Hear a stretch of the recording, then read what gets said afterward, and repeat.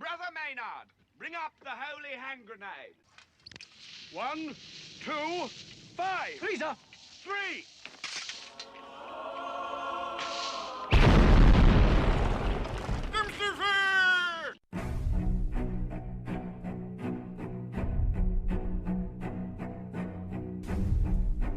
Arm yourselves, America. This is Defenders Live. Hey, yeah, here comes the danger up in this club. When we get started, man, we ain't gonna stop. We gonna turn it out till it gets too hot. Everybody sing, hey, yeah. Tell 'em turn it out till they can't no more. Let's get this thing shaking like a disco ball. This is your last warning, I'm gonna see go. I am not afraid of the storm that comes my way. When it hits, it shakes me to the core. No, it is not your average everyday Izzo. It is not. This is Stephen Harry here with Defenders Live. Dylan will be joining us very shortly. He apparently got pulled away. It looks like his coding is decided to, I don't know. Maybe it's a little bit messed up. It's fine. Just joking. He's just a little late, guys. Like normal. It's no problem. It's not a big deal. Anyway, like I said, my name is Steven. I'm the show here is Defenders Live. DOAE Show is the website. DOAE Show is the website for you. If you'd like to go there, check it out. We are doing some fun stuff over there. I did just reset the whole thing. So it's been a while. I thank you for checking it out. Birthday boy's on his way, all right? He's getting himself a birthday present, I think. I don't know. I don't know exactly what it is. He'll be here. Trust me, Virginia Jackhole. Trust me.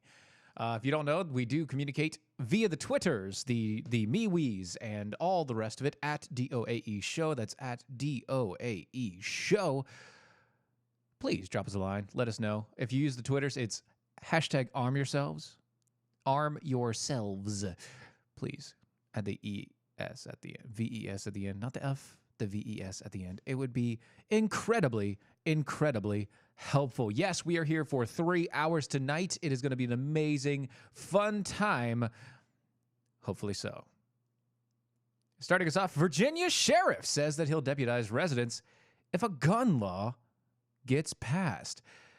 You see, over in Culpeper, Virginia, there's a sheriff that has vowed to deputize county residents if a new Democratic majority in the state legislature decides to pass gun control laws. I don't see any problem with this. This is actually pretty nice. It's kind of cool. Quote, every sheriff and Commonwealth attorney in Virginia will see. Oh, well, yeah. There we go. He said, we'll see the consequences of our General Assembly passes, if our General Assembly passes further unnecessary gun restrictions. This came from the Culpeper County Sheriff, Scott Jenkins, who wrote on Facebook, quote, I plan to properly screen and deputize thousands of our law-abiding citizens and protect their constitutional right to own firearms. You know what, sir? I believe you deserve a nice round of applause. Look at this. Yes. You're getting a slow clap. Slow clap for you.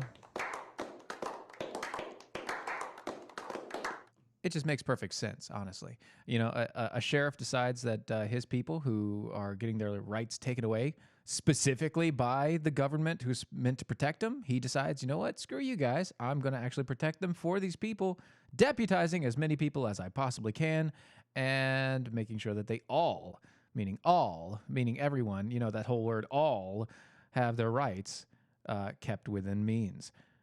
I can't see why this is a problem. At all. This seems like a good thing to me. It seems great. I don't have an issue with this at all. Let me see here. Jenkins made the vow last Tuesday during a Board of Supervisors meeting. He also said, saying that he agreed to declare the county a Second Amendment sanctuary. Culpeper's board unanimously agreed on the resolution joining the counties Allegheny, Roanoke, and Halifax in being Second Amendment sanctuaries. You know, there is a thing for sanctuary cities I actually I don't like sanctuary cities in general. But if you're going to have a sanctuary city, it might as well be one for the Second Amendment. Here's the problem. Sanctuary cities for the Second Amendment, that's every city. That's every state. That's North America. There should not be a need.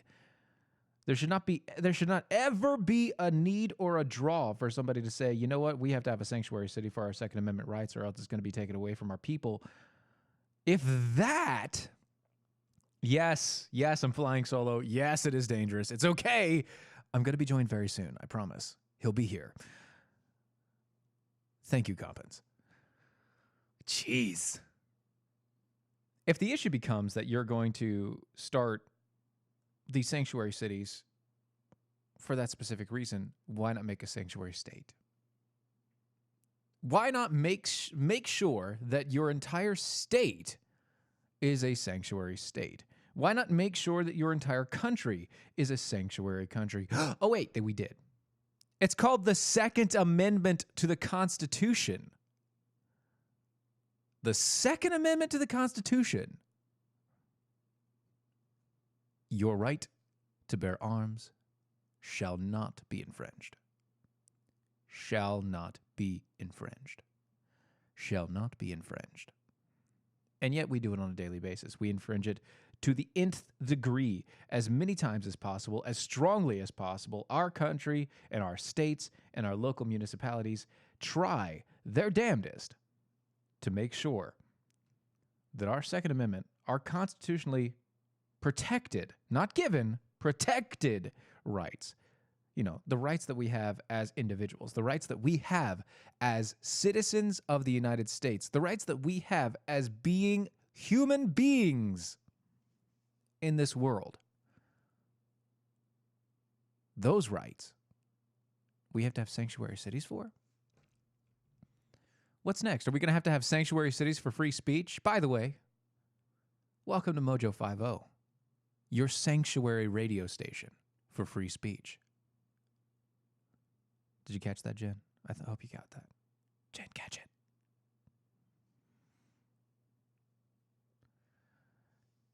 Democratic Governor Ralph Northam said that his party leaders would push for gun control measures now that they have elected Democrat majorities in both the legislative chambers. And this is a problem with the local government. It's something that Dylan and I always talk about, especially with you guys. If you do not get involved in your local politics, your local government, if you don't get involved in any of that, it's going to be a terrible problem for you because it doesn't matter what the federal government does. It doesn't matter in a lot of these cases what the federal government says. There is a point in which the state has rights above the federal government. There is a point, it's called the 10th Amendment. There is a point in which all other laws and all other rights are reserved for the people and their municipalities. And in that point, we need to understand that if you are not involved in your local politics, if you are not involved, if you don't understand who is running in your state, in your city, in your towns, then you aren't actually being honest about being politically engaged. That's kind of how it works.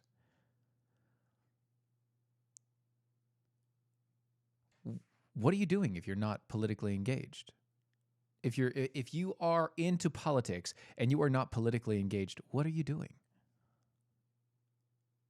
If you don't actually think about what's going on in your local area, what are you doing? That is the place where you have the most impact. That is the place where you as an individual can sit, or as it were, stand on your stump and actually make a difference for something. If you feel like like many people, my vote doesn't count. It doesn't really do anything. It's not my thing. I don't really. Then maybe you need to start focusing on the local, because that is a place where your vote does count. If you feel like your vote doesn't count for all these big elections and these huge things, and you think everybody that gets elected without your vote, you're probably right.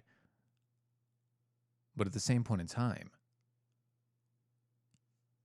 you need to make sure you're involved in the local. And no, I'm not talking to the people that are actually involved in the local, okay, Virginia Jackal? I'm not talking to you. I'm talking to everybody else. I know, I get it. You're working.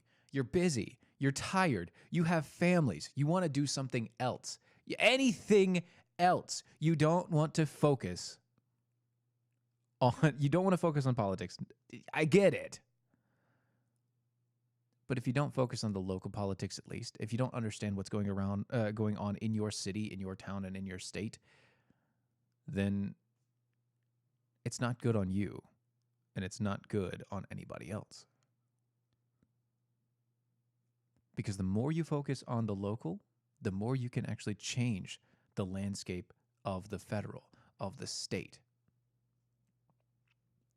A lot of these elections that we have, guys, everything that we have going on, it's not just the judges get voted in locally, other than the federal judges. All your state judges are local. All your municipalities have their own sheriffs and everything else. And if you want things to change, you can fix it in your area. But we don't need a sanctuary city for Second Amendment rights. If we need a sanctuary city for Second Amendment rights, that means somewhere along the line, your local government went wrong. Your state government went wrong.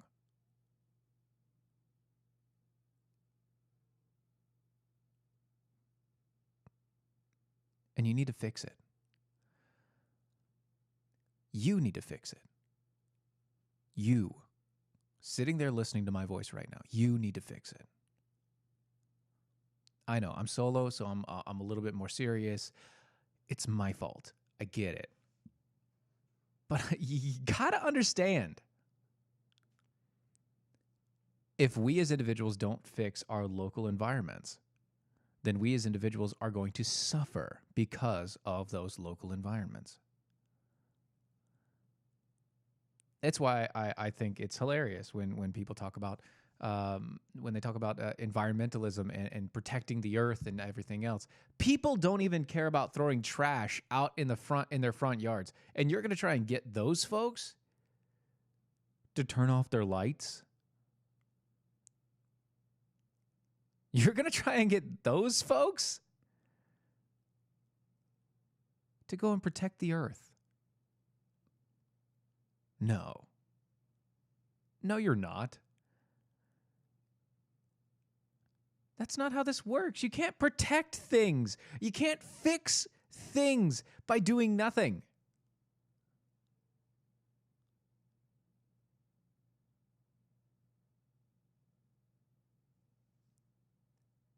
If you do nothing, and yet you sit there and cry about it, about all the things that are wrong in your life, about all the things that go bad, it's because you're allowing it.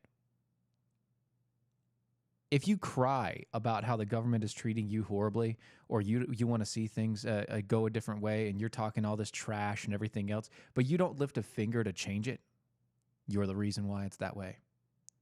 It's your fault. And that's why I gave an applause to the Virginia sheriff who decided, without a shadow of a doubt, that, you know what? Nuh-uh, we're not doing this. Everybody with a gun, if you can pass a background check, I'm going to deputize you if this crap passes. Because that's the least of which I can do. That I can do to make sure that you keep your Second Amendment rights. And that's awesome. He's doing everything within his power, because even though he voted a different way, things went wrong in the state level. So he, as a local official, who somebody voted in because he's sheriff is an elected official, this sheriff wants you to have your rights. This sheriff wants to protect your God-given, constitutionally protected rights. And that's not bad at all.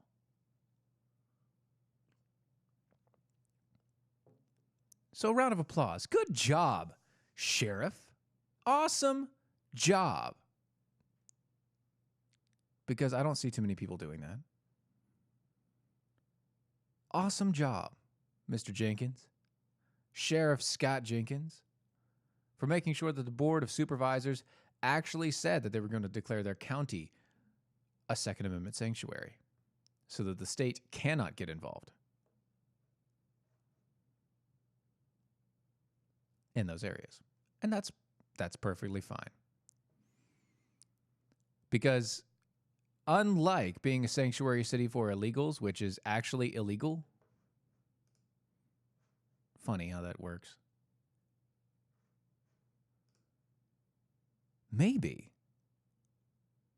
being a sanctuary city for your actual rights could be a good thing. I don't know.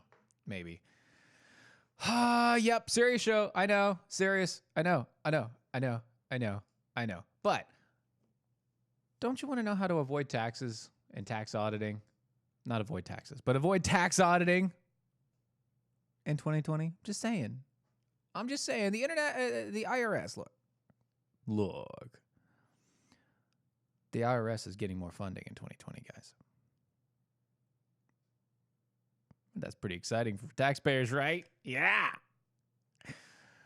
As it means more staff to process tax returns and more staff to answer the phones. So, by the way, staffs. To answer the phones if you have questions. But it could also mean that it has more staff to screw you over in the end. The Motley Fool, another publication, says that the increased resources to the IRS also means the agency may get more aggressive in its audit processes.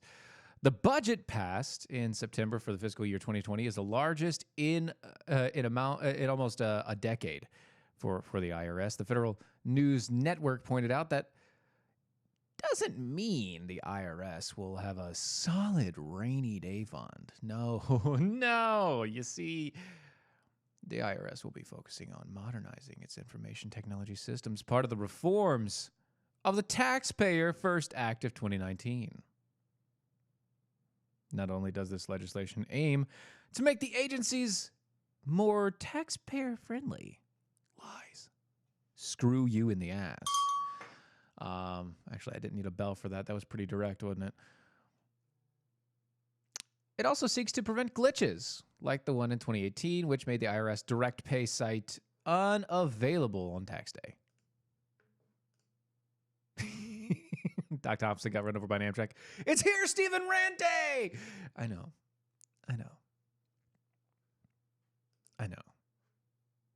And no, Backyard Cows, his name is not Leroy. But might as well be. Well done. Oh, goodness gracious. Back to the audits. When the IRS decides that they want to audit your taxes, it is not necessarily because they think that you're trying to pull a fast one on Uncle Sam. Rather, an audit closely examines your tax returns because something is out of the ordinary, and it makes the agency want to make sure that everything is correct. Of course, if you pay for your service or pay for tax services or you pay for other places that protect that, it makes sure that that won't happen to you. It's highly unlikely, apparently, that you will get picked for an audit unless your income is very high or your returns are very awkward. The IRS audited almost a million tax returns in 2017, but that's only about a quarter of maybe 0.5% of all returns, and that were filed that year. So it's not that much statistically, but if it happens to you, I understand it sucks. And an audit may find that your taxes are all above board, everything's fine. Apparently almost 30,000 of them that were audited were fine. And they found out that actually the people were owed more money than what was given, which is kind of nice, I guess. But at the same point in time, if you're getting taxes back, if you're getting money from the government back on tax return day, that means that either you paid in too much or you're actually taking out. It's If you have a business, you're paying into it. If you are an employee, you're probably getting money back. Unless you make a hell of a lot of money. Invader Zig over there over on the MeWe's wants to ask, why the hell do people want government to do things? I don't know. Government is always terrible at everything. They always cost twice as much, and they always take 3 times to 7 times as long. It doesn't help anything. It's worse than having IBS. I'll tell you that much. It's worse than having IBS. Which, by the way, if you have IBS, might I recommend Atrantil? Do you know about the Atrantils? Have you seen the Atrantils? Have you tried the Atrantils yet? No? Boo on you, sir. And probably poo on you. If you go to lovemytummy.com, that's lovemytummy.com/mojo, you can go and find the Atrantils. It is a blend of polyphenols that also, it helps the gut biome get back into shape. You know, everybody wants to get into shape these days. Nobody actually thinks about the gut biome, how it affects your body, how it affects how much energy you have during the day, the amount of brain fog that you have to interact with during the day, any of these things. Plus, being regular is actually a good thing for your body. If you're not, if you have issues, if you need more than just once a week, maybe you should try the Atrantils. Go to lovemytummy.com/mojo. That's lovemytummy.com/mojo. If you click on the banner at the top of that page, you can get a 3-month supply for only $99. Normally it's $39.95 a month. So if you do the math, that's $20 same as downtown right off the top. Check them out today, lovemytummy.com/mojo. So speaking of poop, getting shit on all day long,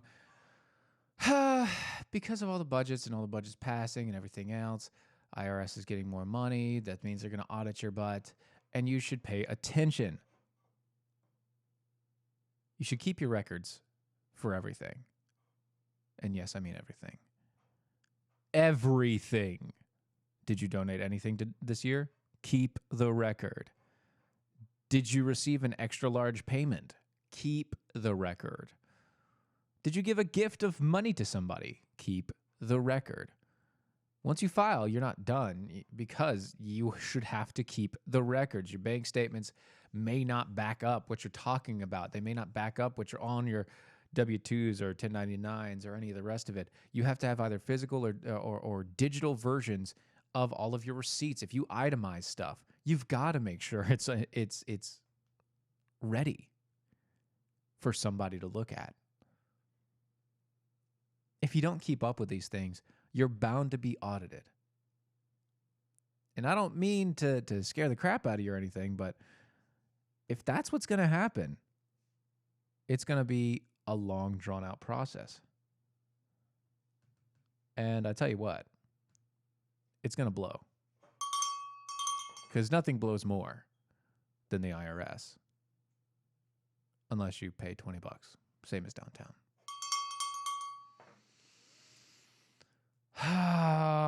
What is people talking about on the Twitters and the MeWe's and all the rest? The government role should be limited, but there is a role for government, but it's a very limited role. Yes, backyard cows. That is correct. It is a very, very limited roles. Earlier, what was that? Did I see somebody talking about? Yeah, Andrew Collins. Did Steven get asked to the prom this year, unlike last year? Oh, thanks. No, I didn't. It's been quite a long time since I've gotten asked to the prom. It's been a while since I've gone. Even the bell sounds serious tonight. Yes, I know. I'm sorry. All right? I'm sorry. It's not my fault. Actually, it is my fault because that's who I am. That's my personality if I'm by myself. It's just me. I'm sorry. Yes! Hot Rocky with you. The Japanese sex bot will take me to the winter formal. I'll take it. I accept. All right, guys. First commercial break coming up. We'll be right back. Hopefully with some Dylan Miles. Talk to you later.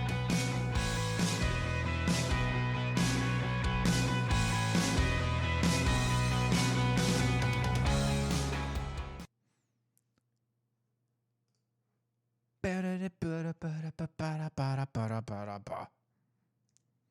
What are you jealous of, backyard cows?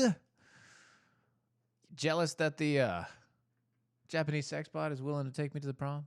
I mean, come on, dude. Look at me.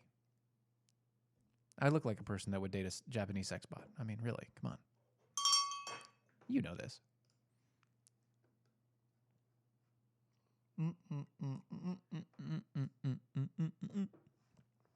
Oh, goodness. Nobody on the Twitter yet because everybody thinks that it's Izzo time. That's okay. Oh, man, so many things going on. Boop, boop, boop, boop, boop, boop, boop. I'm glad you agree. I'm glad that you agree. That's. Oh, I don't think I can get to Florida in time to come to your company Christmas party. Uh-oh. Well, that's not good. No response. Ruh-roh, Raggy. Now I kind of want to call him and make sure he's okay.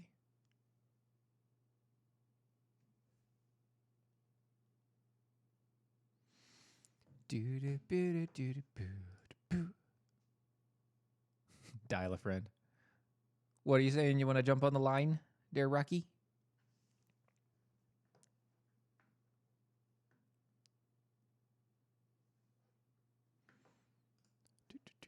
Okay, we're coming back here in another few seconds, so I'm just going to keep a little quiet here.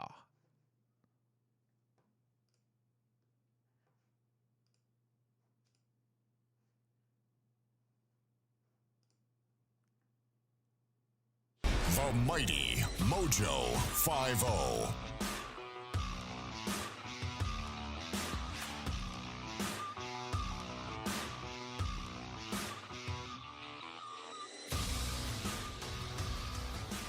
Welcome back. DOA Show, Defenders Live. You can find us on Mojo 50, or you can go to iHeartRadio. Go to the Mojo 50 radio station, and we are there. This is normally the time where you would hear Dominic Izzo, or the rants of Izzo, as it were, but he has other things planned, so I'm here, and I'm waiting for my show co-host to jump in. It's okay. He'll be in eventually, one day, I think. He hasn't responded. I think he might have actually crashed. I mean, his system, maybe. I don't know. Australia's on fire, literally, in other news. And so are its climate politics. Yeah! It's great! So good! No. More than 100 bushfires are raging in Australia as the continent swelters under its record-setting heat. A double whammy of extremes that has amplified scrutiny in what experts say is a stark inaction from an Australian government on climate change. Blazes across southern Wales and Queensland, or South Wales, excuse me, not southern Wales, that's England. South Wales and Queensland have already scorched almost 7 million acres. An Australian experienced and Australia, who's experienced its hottest day on record Wednesday, its hottest day ever, when the average temperature across the country hit 105 degrees Fahrenheit. What pansies. 105 degrees, come on. Really? That's what you're going to be all upset about? I thought you guys had a desert. 105 degrees. Psh, it's nothing. The nation's woes are unfolding as Australia faces criticism for its inadequate climate policies, including the role of federal officials in thwarting negotiations at a recent United Nations summit on climate change. Good. I'm okay with them thwarting negotiations from the UN. It's not a problem. Please get rid of the UN. Please get rid of the UN. I am begging you. get rid of it. It's a whole bunch of communists telling a small section of free market capitalists what to do. Please get rid of it. Backyard cows over on the MeWe. There's an easy cure for bushfires. It's called waxing, or a razor, or ointment. Icy hot, maybe. I don't know. It's possible. Richie Merzian. Richie Merzian. Hedge trimmers. Yeah, that could work too. Oh, thanks for that, Rocky. Thank you. Thanks for that image. Richie Merzian, director of the Climate and Energy Program and as Australia's Institute, a Canberra-based think tank that conducts public policy research, called the outcome of the 2019 UN Framework Convention on Climate Change a letdown. That's what she said. The summit ended Sunday in a stalemate, with countries largely delaying major decisions on plans to cut carbon emissions until next year's conference. It's like saying, I'm sorry, honey, I have a headache. Maybe tomorrow night.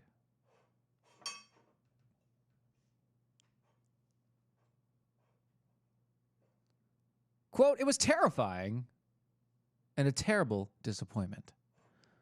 Australia is literally on fire right now, and it's clearly linked to climate change in terms of its severity and duration. But instead of going through the rally, to go rally the world behind the need of greater climate action, Australia was lobbying to do as little as possible. Really? I'm sorry? How are bushfires related to climate change? It got 105 average across Australia. Sure. That's okay. It's not going to kill you. But the bushfires are not from extreme heat.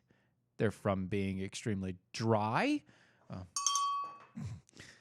And also from other issues like people lighting them on fire. Things don't just randomly combust is what I'm saying. That's what I'm trying to get to. At 105 degrees, any type of bush is not going to randomly combust. You don't get bushfires from 105 degrees without friction. You have to have a lot of friction or added heat. If you don't have the friction or the added heat in the bush, then you're not going to have a bushfire. By the way, I think we deserve this now. Just stay with me. Right. Seasonal bushfires occur naturally in Australia. You don't say. But hotter and drier conditions due to climate change, apparently, have increased the frequency of fires and their severity, according to Andy Pittman, climate modeler. I'm sorry, this person is a climate modeler. A climate modeler. He's not a person that actually looks at the weather and the weather patterns. He's a guy that makes models based upon the current circumstances for the future. He's a guy that looks at what's happening right now and sometimes in the past and then decides whether or not he's going to make people freak out or not. That's right, Rocky. You got to keep things moist, especially in the bush. If you don't keep things moist in the bush, then you're just causing too much friction. It's painful. Stop it. Chafing is terrible. Also bushfires.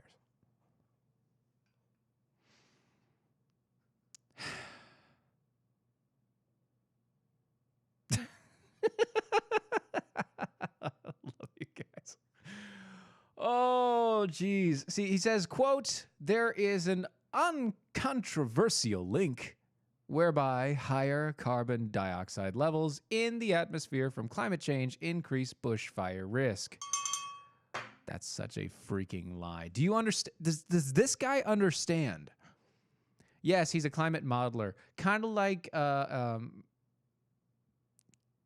it's kind of the same thing as, you know, a modeler for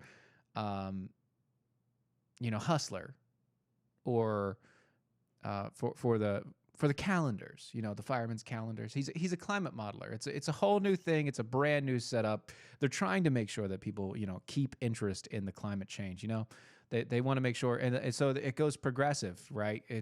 He's probably January, and then as it progressively goes, once you get to December, you just have a full blown trans, but you get like the mix in between, and that's supposed to show the hotness levels. And progressively getting hotter and hotter, which is terrible because you actually get worse and worse as you go on. They have it backwards, and I understand that, but they're working on it. They're working on it. I mean, come on. Really. Back to this. So carbon dioxide. The levels of carbon dioxide in the air are so minute and minuscule based upon the levels of other things. Increased oxygen is a more apt descriptor of what could cause increased bushfire risk. Oxygen is more flammable than carbon dioxide. And if you have too much carbon dioxide in the air, maybe you should plant a few trees.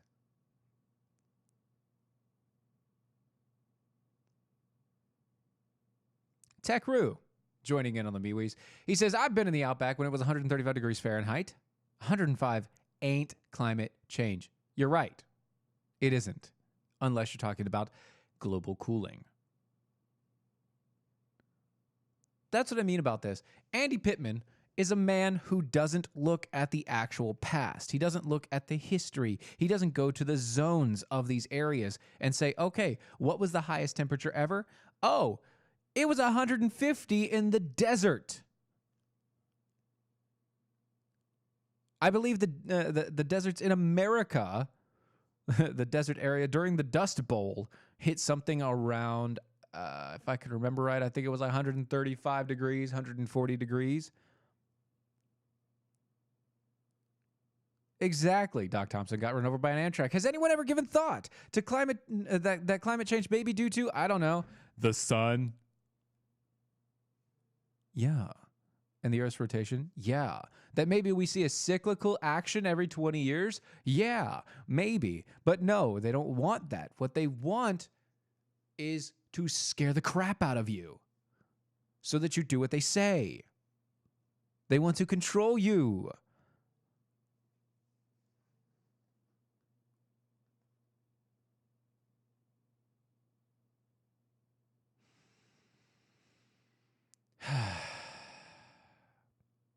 And here they go. Trees play an integral role in the planet's carbon cycle by absorbing carbon dioxide as they grow.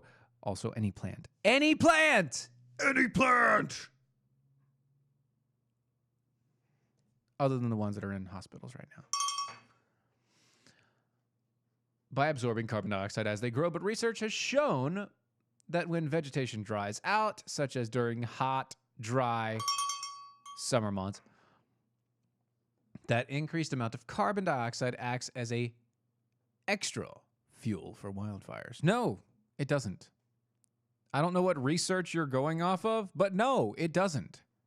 There's not such a big difference between the carbon dioxide in the air when they're dry, when the plants are dry versus when the plants are wet.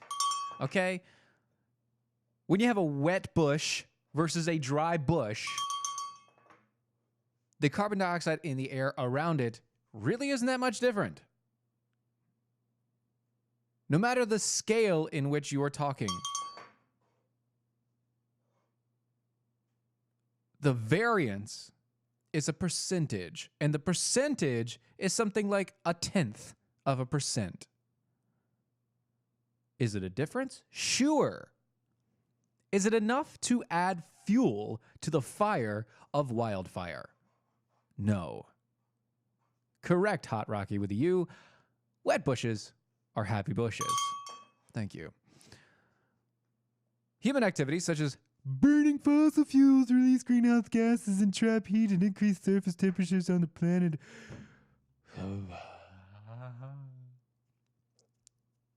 Okay. Proven to not make a difference. If it made such a big difference, then you would stop China immediately. By force, the UN would stop China from burning as much coal as they possibly can to power on the cities that do absolutely nothing, that house absolutely no one. They have entire cities of nothing. But at the same point in time, they're using coal to power the electricity in all of those buildings for nothing.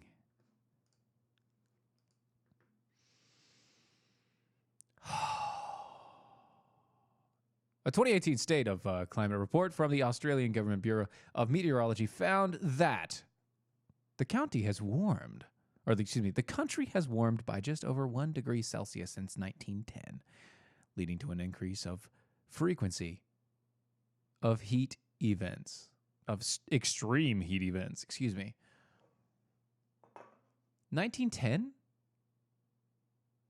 1910?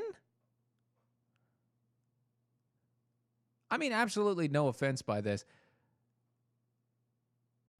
but they didn't really start recording stuff back then. That's not when they were recording temperatures like this. And even then, they weren't that great. The variance wasn't really that great.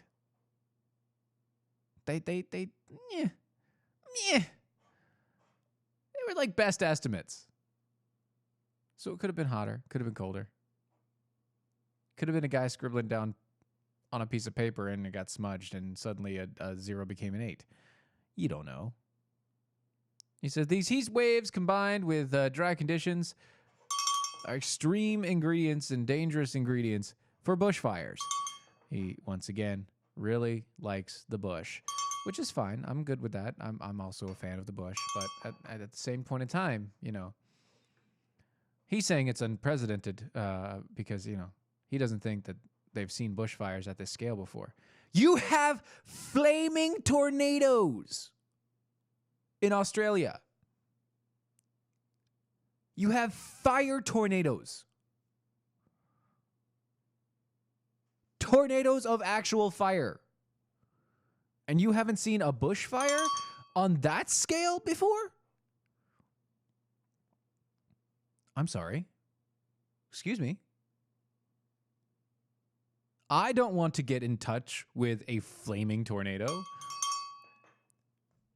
But maybe, just maybe, that the flaming tornadoes have something to do with it. And guess what? They're not on fire because of carbon dioxide. It's because of the air current. It's weird. I know. Bushfires themselves are also problematic because they release carbon dioxide into the atmosphere. So more fire means more carbon dioxide. Australian fires have already emitted an estimated 25 million tons of carbon dioxide, which almost immediately dissipated. But he doesn't say that. Almost immediately dissipated because of all the other vegetation in the air, in the area, and all the vegetation around the world, and all of the water that it's surrounded by.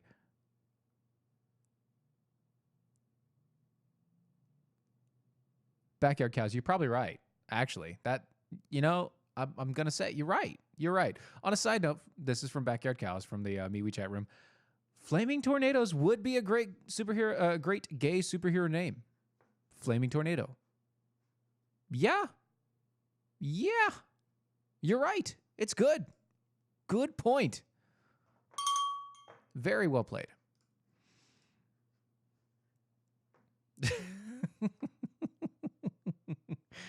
Yes, I know, Zig. Yay! Bush fans unite! Yay! That's why I've got 4 kids. Yay! Oh, I don't think so. Doc Thompson got run over by an Amtrak. I don't think Sharknado would be able to eat a flame tornado. I don't think it would. I think what would happen is Sharknadoes would pass through the flame tornado, and suddenly you'd have cooked shark, and it'd be a tasty meal.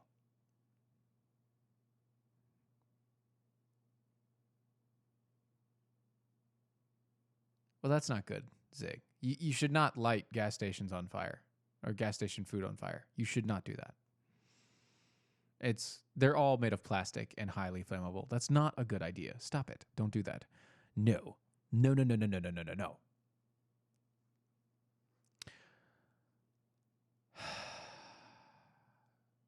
These events have renewed focus on Australia's Prime Minister Scott Morrison, who has refused to answer questions about climate change and their link to fires.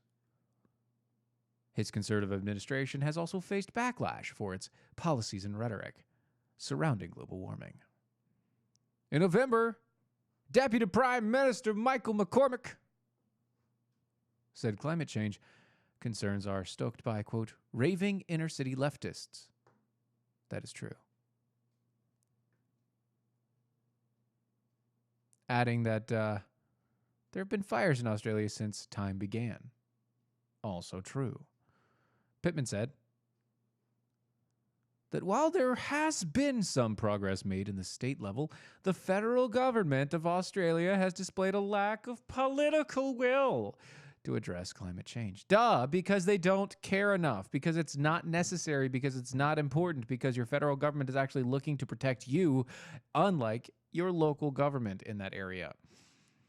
Quote, they almost see it as a negotiating or debating point, and it's not. Yes, it is. Quote, there is an existential risk to communities in major regions on the planet, and if the governments don't act, then the situation simply deteriorates. No, I disagree wholeheartedly. Mr. Pittman, if you would like things to change, if you would like the world to be different and everybody to actually be on the process of, being good to the environment, which, by the way, I'm okay with that. I'm okay with being good to the environment. What I'm not okay with is having a government force it down my throat. What I'm not okay with is being taxed out the ass so that some policyholder can say that he or she or it have done a good job protecting the environment, but doing absolutely nothing because the moment that your money goes into the government because of taxes, it's not going to the thing that they said it was going to. Never is that going to happen. I don't care if they say that they allocated a certain amount. I don't care if that's actually that they say or they put a number on it. It's not true. It's not reality. Yeah, they may set up a new organization that's not actually going to do anything, and it's going to be set up, and it's just going to be a whole bunch of bureaucrats doing absolutely nothing, but doing a whole bunch of paperwork and writing new laws to hurt you. It could be that. Or you can start your own campaign, Mr. Pittman. Not to address the government, but to engage the populace, to engage the people, not as a government mandate, not as a local mandate, not as any of that, but as a personal mandate. Because we got to understand that if you want to be responsible for something, you have to personally be responsible for it, for your actions around it. You can't go and talk to the UN flying on private jets and going on private yachts and getting first-class train trips around the world at the age of 14 yelling at everybody to go and change the climate and the way that we do things. You can't do that and then turn around and also say that you're doing the best you can. How dare you? How dare you? You damned, uneducated hypocrite. I don't care that you're on the spectrum. So is my daughter. And I would never allow my daughter to be that stupid, on the spectrum or not. I get it. Kids that are on the spectrum, by the way, the side note, complete sidebar. Kids that are on the spectrum obsess. They are obsessed about specific things. And it's all based upon how they're raised, what their influences are, and what they're given.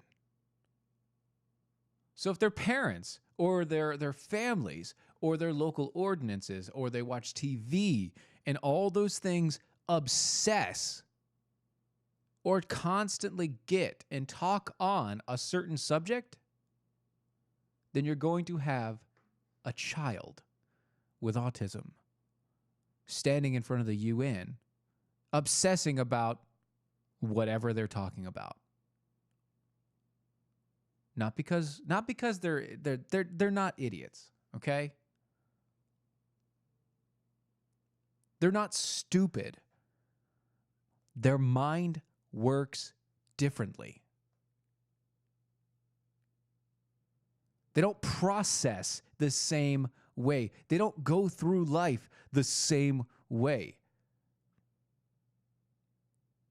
You have to break things down differently to them. You have to help them, walk them through the understanding of what they're saying and how they're doing it. You have to figure out how they learn and why they learn, just like every other kid, but this is just a little bit more of a struggle. A little bit, just a hair.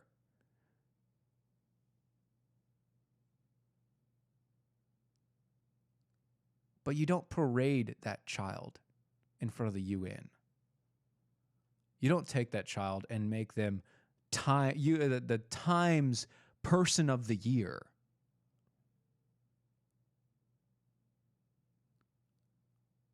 And you don't go and live in a giant ass city with terrible pollution, horrible air, and go to people that don't live in that crap and tell them that they're doing it wrong. If you, as a local municipality, want to clean up the streets, you want to clean up the air, you want to do that, fine. Do that. Make it more habitable for your people that live on your streets. Make it able and more accessible for them to breathe without having to walk on the streets with a face mask, without stepping in human feces, without having to trip over meth needles or, whatever else is on the ground. But you also have to understand, these government municipalities, they're not going to do that. Because the more people that they have indebted to them, the more people that they have to say that we have to help these people,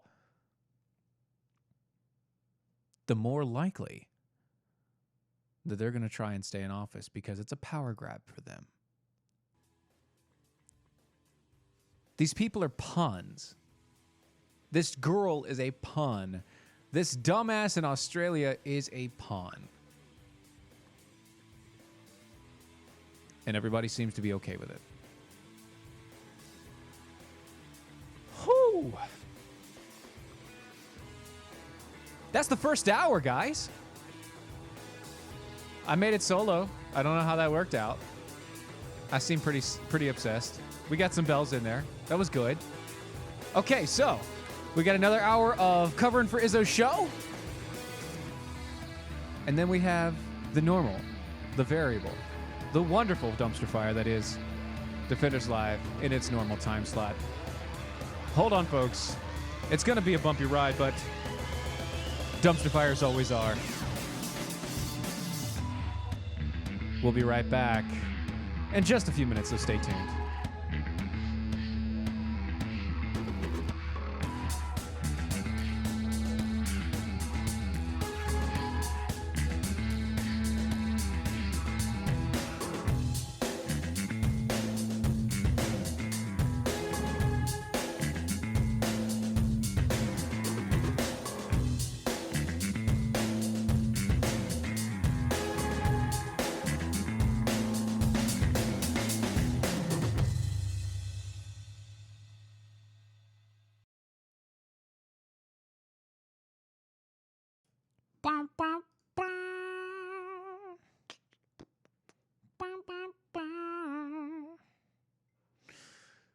Maybe you should call in a friend for the next hour.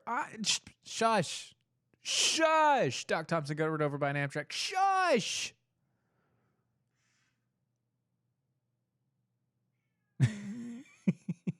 Dylan's trying to make it home, all right? He really did actually have to run some errands, and so he got thrown into something that he shouldn't have had to be thrown into, and at the very last minute. And so it's one of those situations that, well, yeah, oof. Told him he should have just waited. Should have tried to force him till tomorrow, but you know, whatever. Oh, goodness gracious. Okay.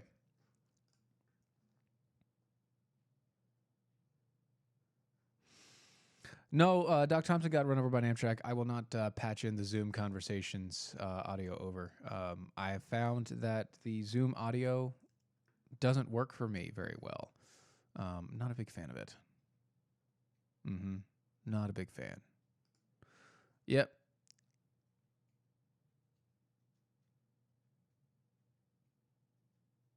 Oh, wow. That's nice. So, yay. So, he should be back anytime now. Probably about, actually, I'm guessing by the way that he's typing, it's probably going to be, halfway through the show. It is what it is. But happy birthday to him. Hey, that's not too bad. You're right. Not too bad. 45 bells so far for today's show. That's not bad for me being very serious. I think it's all right. Oh, goodness gracious. What's going on here, guys? Okay. We're going to cook that there. All right, I'm going to leave you guys with some Mozart music for a second here.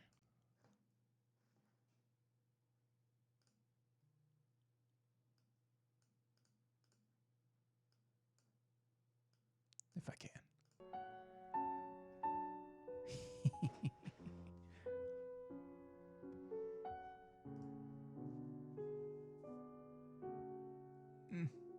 Okay, we're good.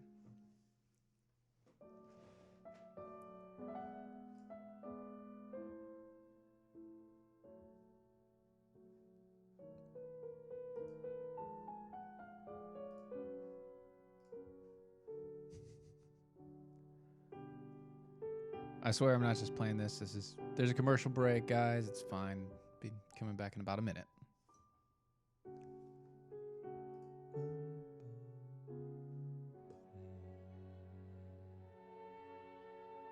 Is it really bad that I actually like that song? I like it a lot. It's very nice. Mozart. Piano Concerto, number 23.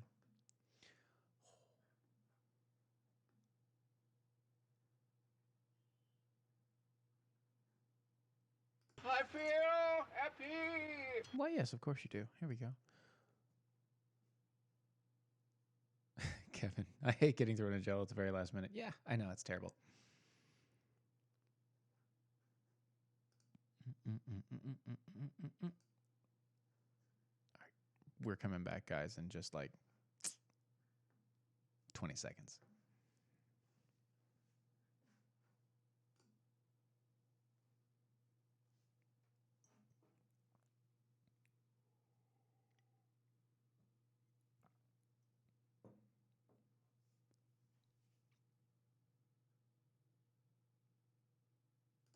Brother Maynard, bring up the holy hand grenade. 1, 2, 5. Lisa! 3.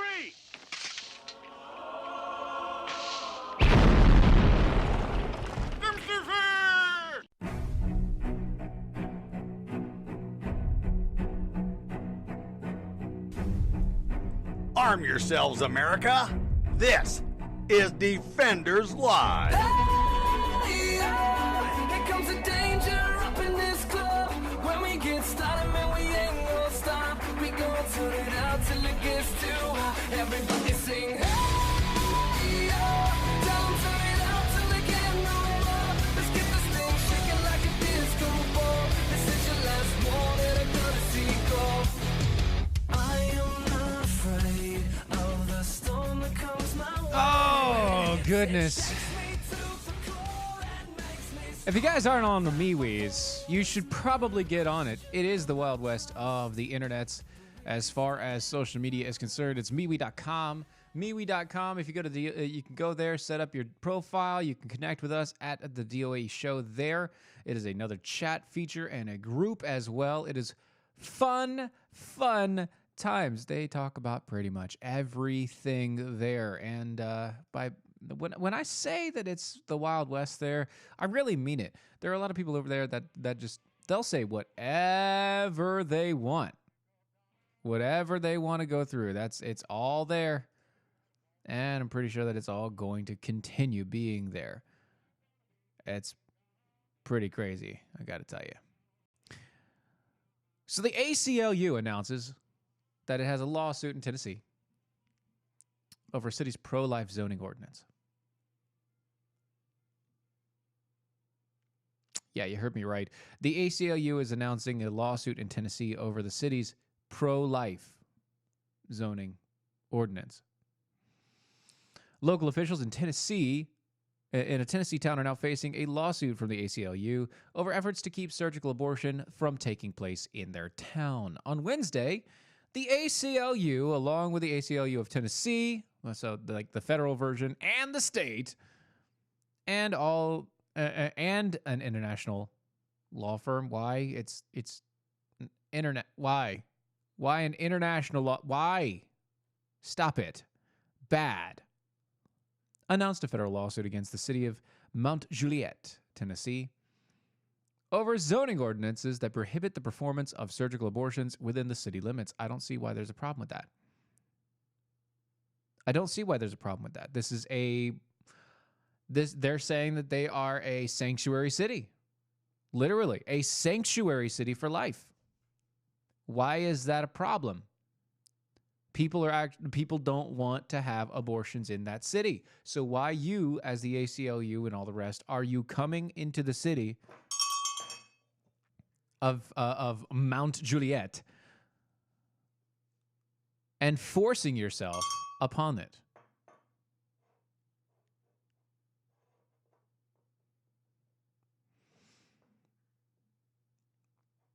An ACLU of Tennessee news release says that the lawsuit is brought on behalf of Carafem, a national network of abortion clinics. So a national abortion clinic network whose name is Carafem, as in we care for females. What about the female babies? What about them? Yes, Donna, Romeo did Mount Juliet, but only once, and then they were poisoned.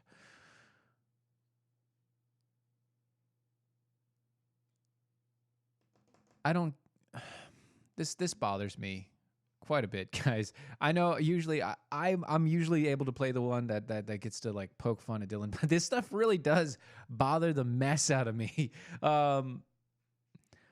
The ACLU of Tennessee is helping to push a lawsuit on a small town or on a city, Mount Juliet, on behalf of an abortion clinic firm that has a national network of abortion clinics. Obviously, they're not dying for money. They're killing instead. The 25-page federal complaint says the zoning provision is, quote, unconstitutional. No, it's not, and does not protect the health, safety, and wellness or welfare of Mount Juliet citizens, and, quote, serves no legitimate government interest, but rather, quote, simply prohibits Carafem from providing a surgical abortion, in turn unduly burdening Tennesseans' attempt to access abortion, end quote. Okay, let's break this down. Is it, quote, unconstitutional? No. It is not unconstitutional because the right to kill a child is not constitutional. So to say that you are not allowed to kill a child is not unconstitutional. Now, we're going to call it health care. You don't have a right to health care. You don't have a right to it. You have a right to life, which is why you shouldn't be killing children. And because you have life, you have liberty.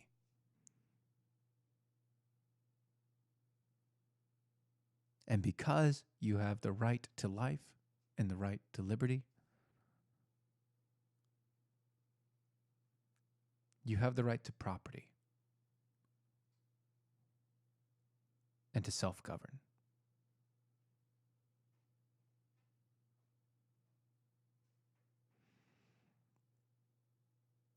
So it, quote, does not protect health and safety of health, safety, or welfare of the Mount Juliet citizens. Okay, health. Carafem doesn't actually provide care for females. It provides abortions. That's not care for females. So no, you don't provide health. Safety. No, you don't provide safety because you're going inside of a woman's vaginal canal and or giving them pills to kill the natural birth and growth that's inside of them. And welfare? No. Welfare is an overbroadened term. It's a term that we use when we don't have another word for what we're trying to get across when we're saying, oh, well, we're just trying to provide for the welfare of everybody? Maybe? And so when you say welfare, you don't actually mean anything.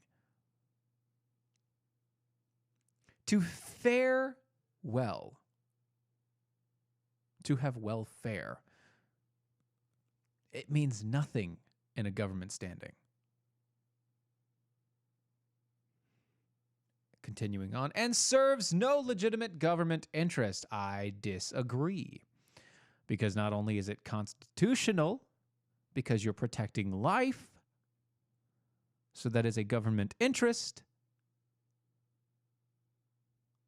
because it has to be, because that is a constitutional right. Constitutionally protected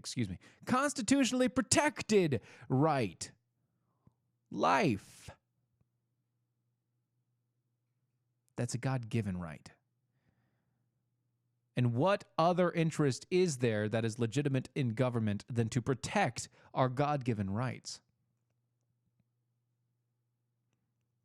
And then we continue through, but rather simply prohibits Carafem from providing surgical abortions, exactly why you're not providing health care, in turn unduly burdening the Tennesseans' attempts to access abortion.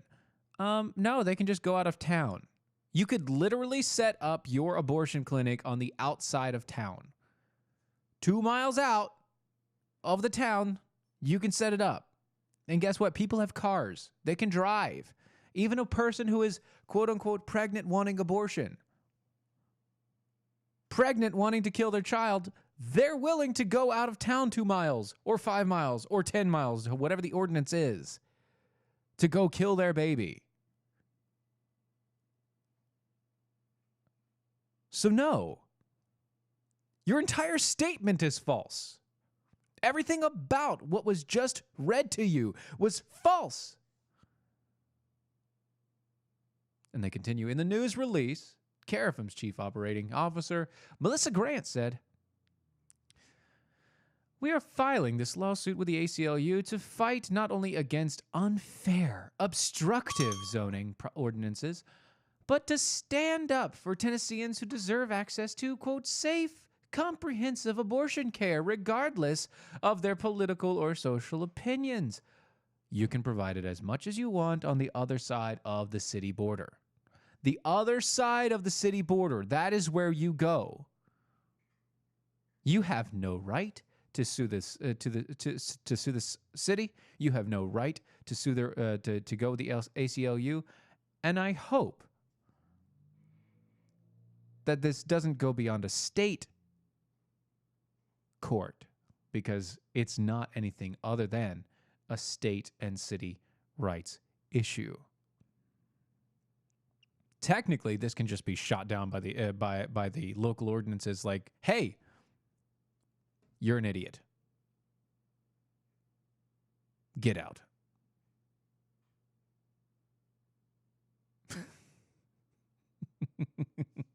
Over on the MeWe's, you with your logic, get out. Yeah, I know.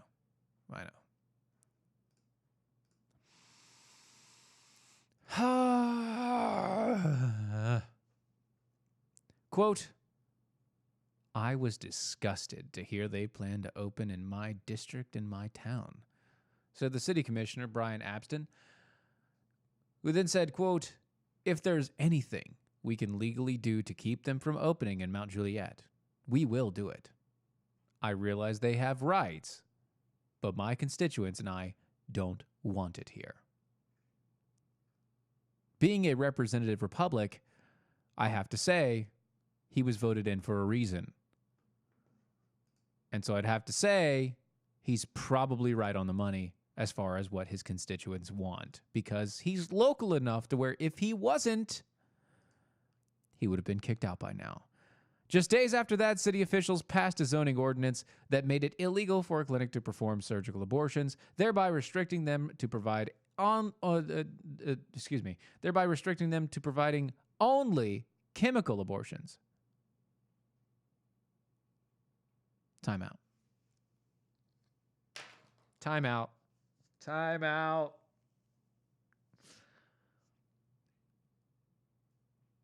So the abortion clinic could still open up in the city, and they just couldn't do it surgically.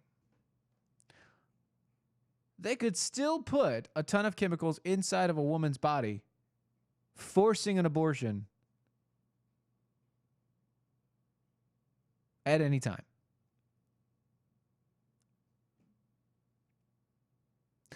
This argument is over the type of procedure, not even the fact of abortion. It's on the type of procedure being used. Instead of the use of forceps and grips, the use of chemical abortifacients is okay. He says, I'll quote, all 7 of the major city officials, they're all pro-life, so it passed with 6 minutes, within 6 minutes. Well, that's the thing. You're pro-life, but you're still allowing chemical abortions. How is that pro-life?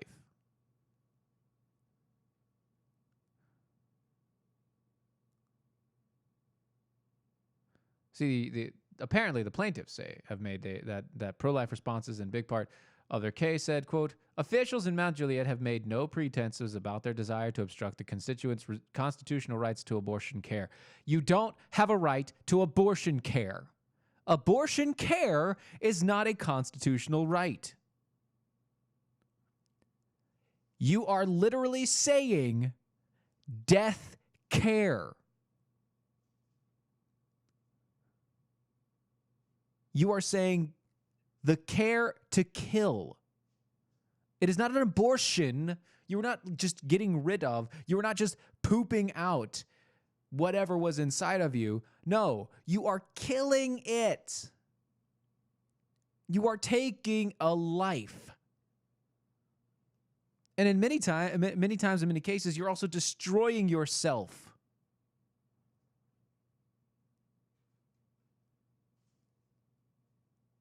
That quote, prior to my rant, ACLU's Reproductive Freedom Project senior staff attorney, Andrew Beck, that's what he said in a statement. He added in the ordinance was, quote, singularly focused and politically motivated by an anti-abortion agenda. And, quote, we will do everything we can to see it struck down.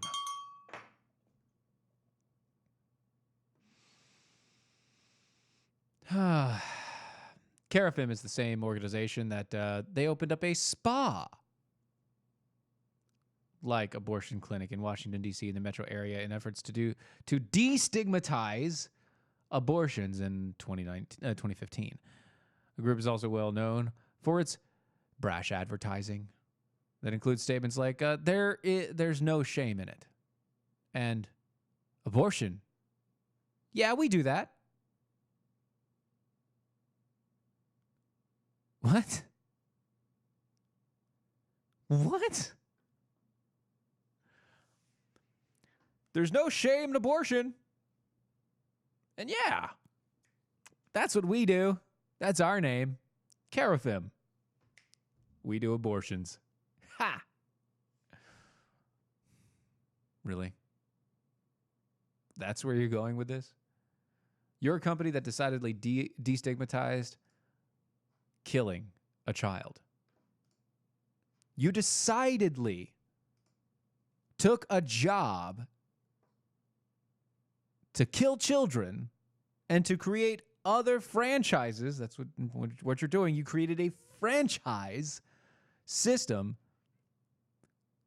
of hospitals, clinics that kill children.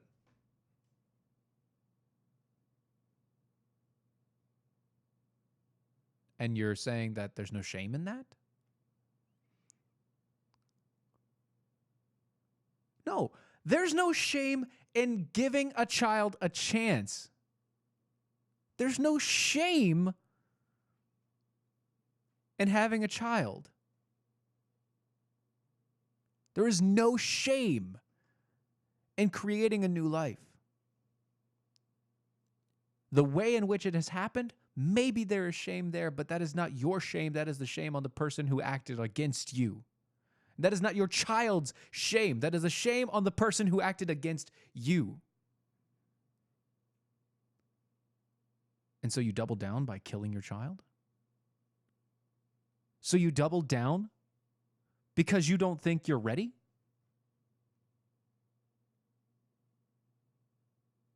And if you willingly got to that point, if you had a child because you willingly had sex with somebody, and then you decide on your own terms that it is okay to kill that because you just don't want it,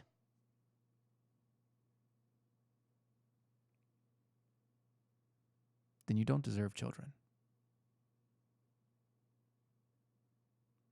And I hope one day you change. And I hope God loves you enough to see you changed into the person that you need to be. Because you're obviously hiding from your true self. You're obviously hiding from what you're supposed to be.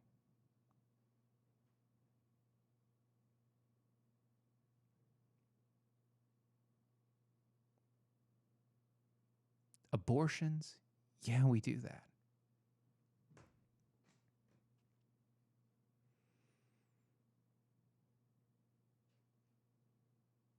That's like saying, yeah, we got car insurance. 15 minutes or less. You literally tried to make an abortion clinic into a Geico commercial.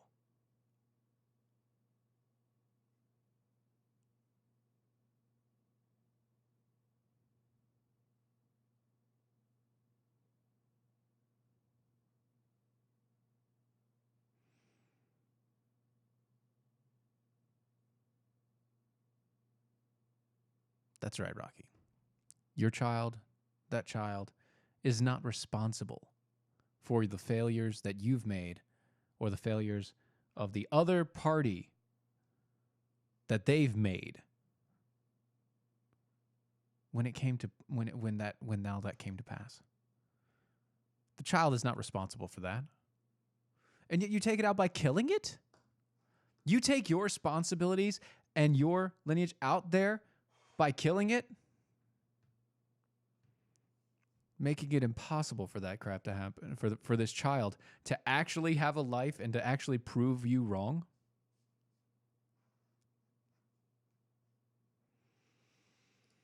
Shame on you. Doc Thompson got run over by an Amtrak. A perfectly good, reasonable person can be raised from a family of sorts without a mother and father. I can cross a raging river over top of the tightrope as well, but I would like to avoid that. Understood. I would like to avoid it as well.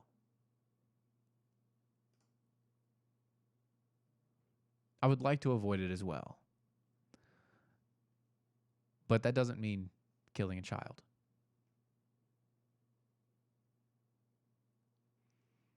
Invader Zig says, if you choose an abortion because you don't want them, then you should be permanently sterilized immediately after the abortion while still on the table, full hysterectomy.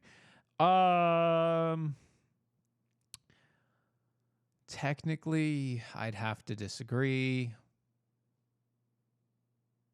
Mainly because, like I said, you'd have to... Maybe you'll become a better person in the end.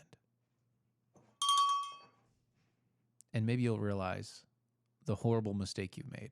Ask for forgiveness. And then turn around and actually do have a family. And become a great person and a great parent. People make stupid choices when they're young. A lot of people make stupid choices when they're young. Look at me. I'm 12. I should know.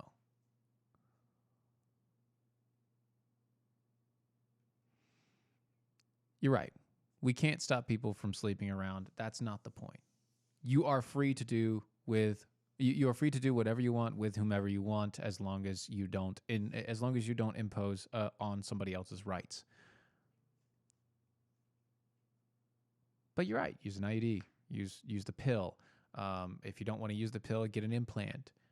All the rest. Maybe you go and you start dating a beta male. Who's already willingly took the male version of birth control. You know, maybe do that. I hear that's popular, or that's becoming popular now with the beta male crowd and with the new millennial, with the young millennial crowd, not the generation I, not the newest generation, but with the young millennials, with the youngest of the millennials. I hear that's pretty good. I don't know. I have 4 kids. I can't say. Because I would never do that. I would never chemically castrate myself. I couldn't do that.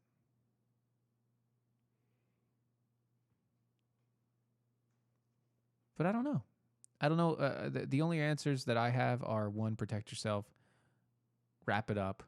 If you're going to do it, wrap it up. But if you're not going to do it, but if you can avoid it with as much clarity as possible. Stop with this hookup culture. It's not going to make you happy. Swiping left and right on everybody, extending over the internet, trying to meet the hot local in your area. Go find somebody you can be friends with. Find somebody you can just chill out and watch TV with. Find somebody you can play a board game with and not hate them. Find somebody you can have a conversation with.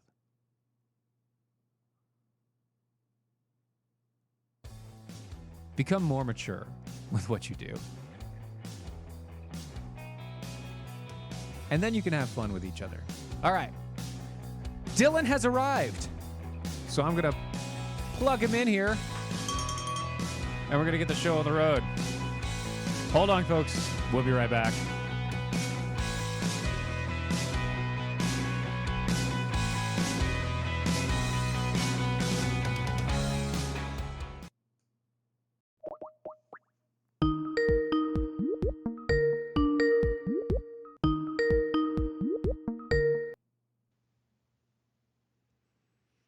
Doom, doom, doom, doom, Yo. doom, doom. What's up?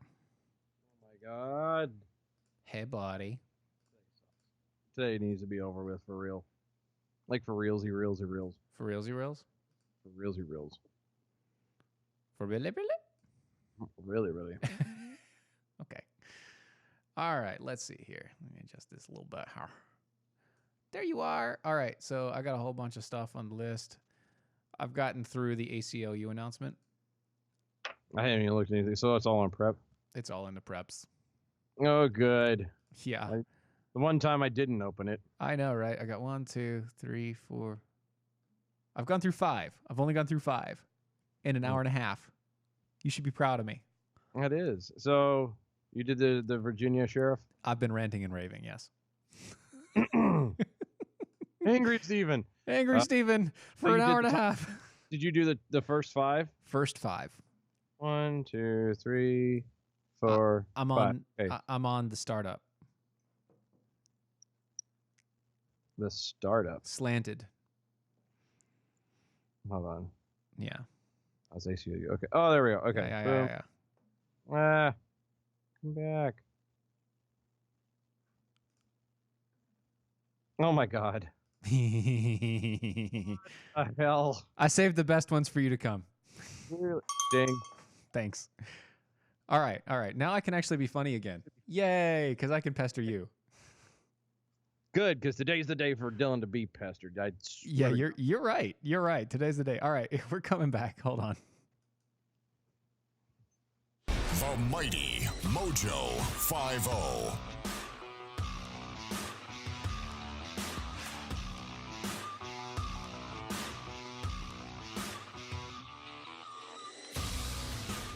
AI in the house. Hey, Trump. I don't. When anybody says today is an effing Monday, it needs to be over with. I swear, as God is my witness, I really, and I'm going to say this, and I know what happens when you say this. Uh-huh. I really do not think, I cannot think actually of much that could go worse at this point. You better do that knock on wood thing.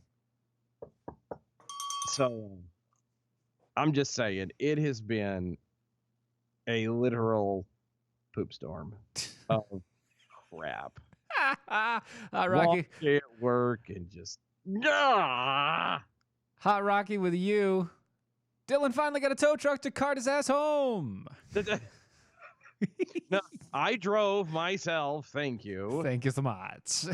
Not that bad off. No, I was trying. So I was getting a bunk bed for my boys, and I was unaware that it was a bunk bed that I had to take apart. And it was one of those. They were really popular back in the 80s. Remember the steel pipe ones? Yeah, I've got one.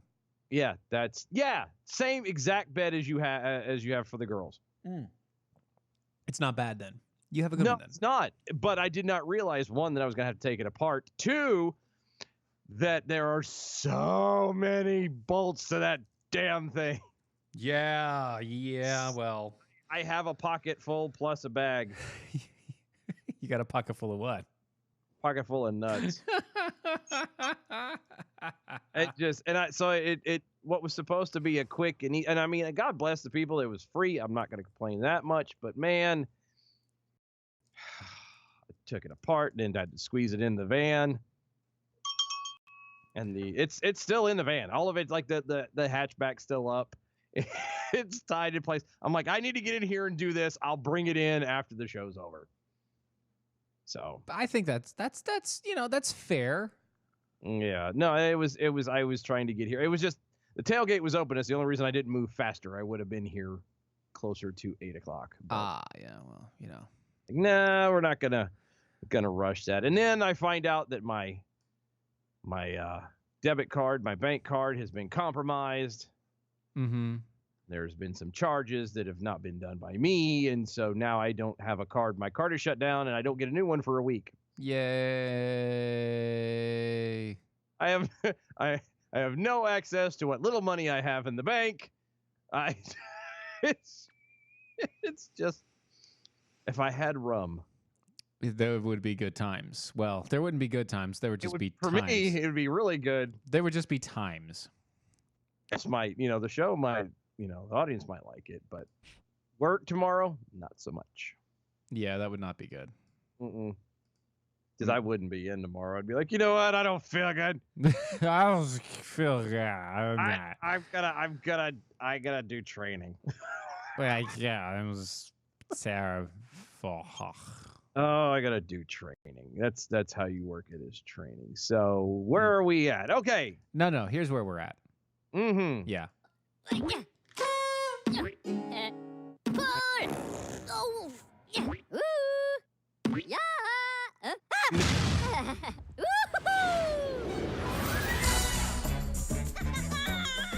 Happy birthday! Happy birthday to you!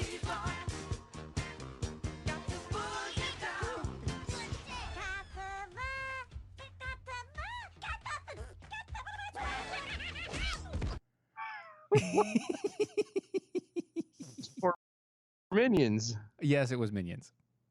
I know it was Minions. I'm saying that those poor Minions. I know, right? Well, thank you. I appreciate that. I was hoping to avoid it. No, you weren't. I really was, actually. I was dreading it the whole drive up here. I'm like, please, God, don't. You knew I was. You knew I was going. I knew you were, but You can't stop it. You did I- Mr. Rogers on me, all right? Stop it. That's true. That is, but that was a good one, though. It was good. It was really nice. Sweet. It's very sweet. Oh, so thank you. Okay. I'm 38 years young. Did you have in your 38 years, have you ever gone to the bathroom a little bit too long? Every single time, especially on the work at work. I figure, You're on the time. I figure, I don't get, if I'm not going to get a break, I might as well take advantage of it. Oh my. Because I dare somebody to come in there and argue with me while you're on there. Yeah. Say that I'm on the toilet too long. I dare you, because you don't know what my bowel movements are like or the kind of problems may or may not be suffering from. Which, by the way, remember from the first hour, Atrantil, go to lovemytummy.com, lovemytummy.com/mojo. Well, no, so there's another company out there, and they're a startup, just a little one, and they've designed slanted toilets. Hold on, slanted? Slanted toilets, yeah. So apparently with these slanted in the reclining way or slanting forward? Well, they're slanted in a way that is painful after 5 minutes of sitting on them. Most toilets actually, after a while, are painful anyway, because your circulation gets cut off in the back of your leg, because that artery runs down the back of your leg, and then you can't stand up anyway. And you can't stand up anyway, and you feel it, and so you're sitting there and you're slamming your foot across the floor trying to wake it up. Everybody's like, what is going on in there? Nothing. No, not big two. Big two. Who does number 2 work for? No. I need fiber in my diet. That's all. Just bear. Shouldn't have had Taco Bell. Oh, it's all good. But no, so this toilet, British company, they're called Standard Toilet. And they've designed a toilet from hell, all to benefit companies and to boost employee productivity. Hold on, but that's not fair. You can't be a standard toilet if you're a toilet from hell. It just doesn't work that way. A standard toilet is flat and semi-comfortable. The non-standard, really? The non-standard toilets are those ones that most old folks have. And I know they got the super thick seat. Oh, I was gonna say no. The ones I can't stand are the ones that have the plastic with the cushion. Oh, the one that hate crumps it. when you sit on it and goes. Yep. And if you sit there for any longer than a minute and a half, your butt sticks to it. So when you get up, it slams back down again. Yep. And God help you if that thing is cracked and peeled in any way. Oh, it'll you start sit up and stabs you in the leg. Yeah, it'll start crunching in your leg and ah. Yep. those are toilets from hell. Well, apparently, the toilet in question has a seat that's slanted by 13 degrees. Mm-hmm. And that 13-degree slant makes sitting for more than a few minutes rather painful on the legs.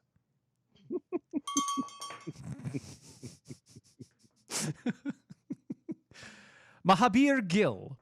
What? The startup founder told Wired on Monday that the whole premise behind the toilet is to cut down on the time workers spend on the toilet scrolling on social media and cutting into the work hours.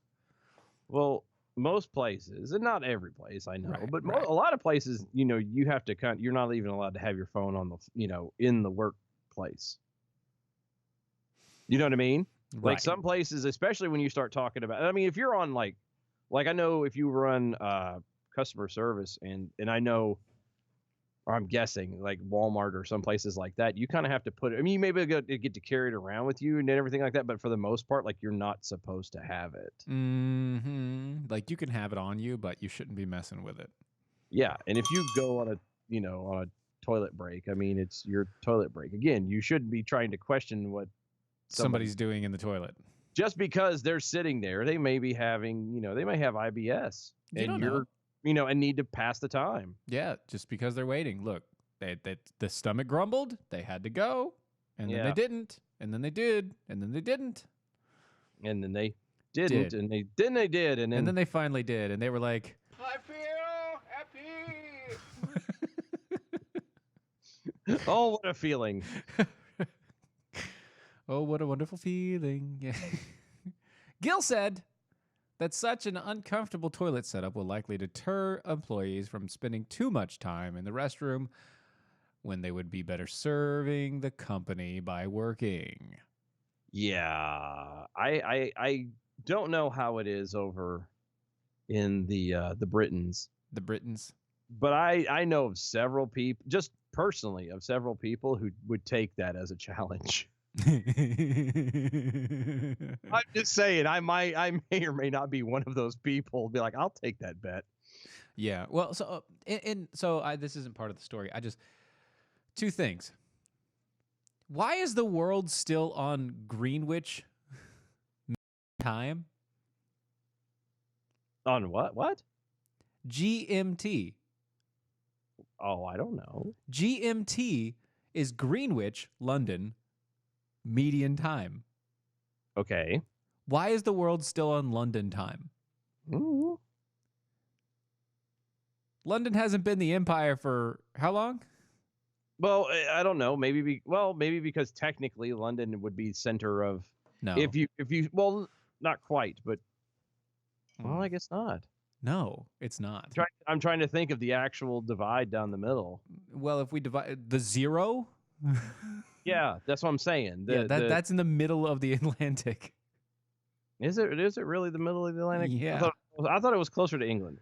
I really Mm, I don't know. mm. That's a good question. I never pay attention to that kind of stuff. I want to know why in the hell America is still doing daylight savings time. That's so stupid. That is very stupid. That is very stupid. There's no reason for daylight savings time. Standard Toilet also brought up the fact that, if they go above 13 degrees, Mhm. it's going to cause a lot of problems. If they sit on it for more than 5 minutes at that 13-degree angle, it causes strain on the legs, similar to what would be caused by low-level squat thrust. So the people who are bound and determined to get through that will be the folks who turn around and come out after a while with a gorgeous butt and some thick legs. Thick thighs, bro. Mm-hmm. Mm-hmm. It's like doing a wall squat. Oh, so it is there is the prime meridian there. Okay, fine. That's the word I was looking for. I knew it. Yeah, the prime meridian goes through it. Okay, fine. I don't like the fact that it's London. That's all. Well, but like I said, it's technically it's the middle, because if you go, what? Because they're 5 hours ahead of us. Yeah, they are. Oh, if that's 8 hours. It's and then it just resets once you get to the middle of the Pacific. So That's the end. So if you open it up, it's the middle. It makes sense. So what you're actually saying there, Dylan, is that The people who will actually last longer on the toilet are the people who already last longer on the toilet. Yes. Yes, I am. Folks who are pros at it Are going to go anyway. Yeah, they're going to go anyway. They don't care about the burn in their leg. Yeah, it might be uncomfortable, and it may deter time a little. A little bit. After a while, Mm-hmm. folks are going to get used to it. Mm-hmm. And then it's not going to. Eventually, they're going to be like, no, we're just going to make the thing stand at a 90-degree angle. So you're saying squat thrusts aren't necessarily to have a thing anymore. Oh, so well, that's another thing. Okay. All right. Mm-hmm. Technically, you ever heard of a squatty potty? Yes. Okay. Where you sit, it inverts basically. It's so short, it's. Yeah, because you have to pop your legs up like basically almost to your chest. Yes, which is even more uncomfortable, I think. Than... It's more uncomfortable, but technically it helps things pass faster. It creates a more direct line from the inside to out. So apparently, if you're tilting it up a little bit, you're actually causing people to use the bathroom faster anyway. Yeah, but it's tilting it the other way. Yeah, that's true. And so actually you may have to do more work, which means you may run into more health problems. Which means you may need to adjust it even more. Yeah. And again, it'll end up being stand up. Well, I guess it'll just be literally standing on top of a potty. Basically, you just kind of and spread your legs and hope for the best. That's what they're shooting for. It's not as bad as the toilets in Japan. Yeah. Some of those, oh my God. Very small. Look, I actually had to have somebody tell me how it worked. And this is not the ones in the classy joints that are electronic and, seat warmed and play music and have a TV and serve you champagne. Yeah, sure. I like those. Those are nice. I think it was champagne. Champagne? What? Are you sure it's champagne? I don't know. It was bubbly and yellow. That's all I know. That's not good. How'd it taste? Was it good? I was too afraid to try it. Oh, that's what she said.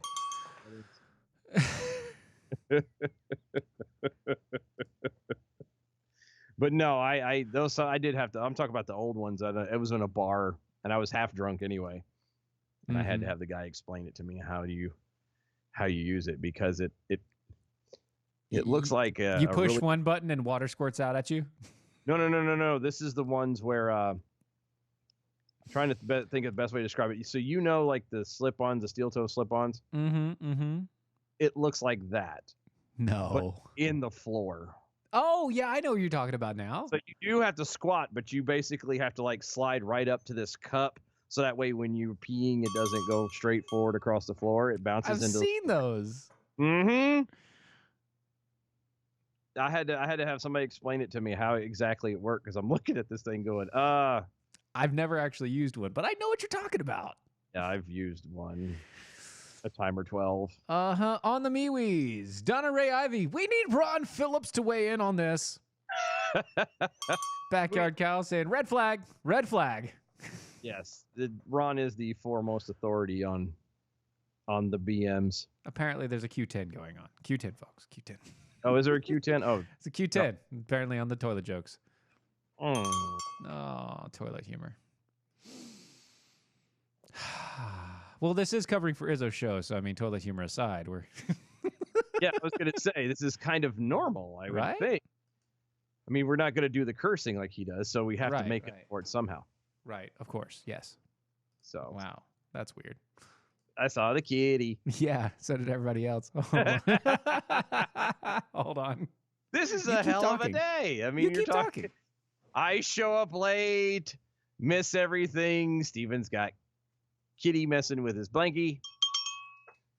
So it's a fun night. I thank you for tuning in, and I know that Izzo is so proud that Izzo's just so proud. I'm sure he is. Us filling in. He's like, you know what? I made a great choice in asking these two morons to cover for my show. Mm-hmm. Skyrocketing. I'm telling you. Oh, it's so good, though. So good. Brings so much to the table. Oh gosh. Anyway, so the startup webpage insists that the average employee spends like 25% of their time in the restroom, or spends 25% more time than necessary in the restroom. Gil also added that the toilet will create as a benefit to employees, also has health benefits for the users, like reducing the hemorrhoids and causing better postures. No, it doesn't. Because hemorrhoids are caused by the excessive Straining. Yes, straining. Thank you. That's a better word. The straining, trying to evacuate the tunnels, as it were. Right. And when you stand up, you, as we talked about with Squatty Potty, it opens that thoroughfare, kind of opens up, and it basically you have a passing lane, as it were, with the Squatty Potty. The more you stand up, the more you kind of pinch things off, and it bottlenecks. And then before you know it, you've got a hemorrhoida. You do. You have squeezed out a hemorrhoida, and it's painful and it's bad. And then people will be taking time off from work because the hemorrhoida has turned around and caused and wreaked such havoc that they will not be able to work for the day. Yeah. Invader Zig letting us know that we missed a bell. So for I Saw the Kitty and no bell. Yeah, I'm sorry. There you go. That's for that. Yeah, that was. Thank you for catching that. He said it, and he should have rung the bell. Yeah, but it's on me. I was fixing the screen. So sorry. I like how he says on here that it saves the employer money. Right. Which it doesn't. No, actually, it's a very. I'm telling you, it's going to cause more health problems, and there are going to be more people out of work. Price range of $200 to $650. You know how much I can get a toilet, regular toilet for? It's like $50. I was about to say $20, same as downtown, right? Exactly. Get real desperate, you can get a 5-gallon bucket from Home Depot for $5, and put some sort of like seat cushion on top. Yeah, sure, why not? And you just cut a hole in the top, and Bob's your uncle. I really don't know who Bob is, but I hope he really isn't my uncle. I don't know. I mean, do you have an Uncle Bob? No, I don't. Well, technically, yeah, I do. Now that I think, he's Robert. I don't know what he goes by. Well, Bob is close enough. Bob is close enough, but I don't know. He might be a Robert guy. He might be a Bob guy. He might be, Maybe he's a Ricky Bobby. Maybe. I have a lot of Bills in my family. I do, actually. I have a lot of Bills in my family, but I don't have any Bobs. No Bobs, lots of Bills. I think you need a sledding team. And none of them work at the, damn it. Yeah. What? Playboy. Sorry. There you go. No Bobs at Playboy. Backyard cows. It will cause good employees to quit. Yes. When you start messing with people's bathroom, I'm sorry, but I don't know how anybody else looks at it, but I do look at a bathroom break as an escape. It's that moment in the middle of work. Yeah. Kind of between an actual break and maybe your lunch. It's like this magic moment. So different and so new. Okay. Wasn't like any other. Until I met you. Your slanting toilet.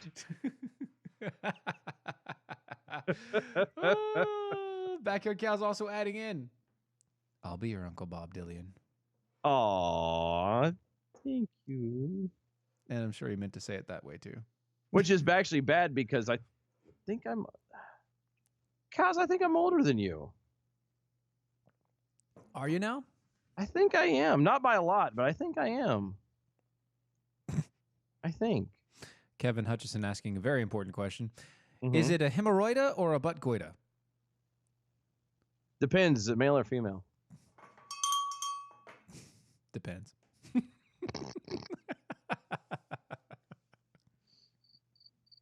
trying to find a Preparation H joke, and I can't think of one right now. I don't know, but I think I just heard a cricket. What was that? I did too. I thought you hit a button. No, I didn't. That was very well timed. That was a well-timed cricket over there from your side. Oh, it wasn't on me. I didn't do it. No, I'm telling you, it was from your side. I don't know. Well, I swear I heard it in my headphones. I didn't hear it anywhere else. So somebody somewhere Knew the that date we started needed it. to turn upwards, I guess. I think so. That was perfect timing, wherever that cricket was. Thank you, cricket. And no, I don't mean wireless. And please come again. Kevin Hutchison.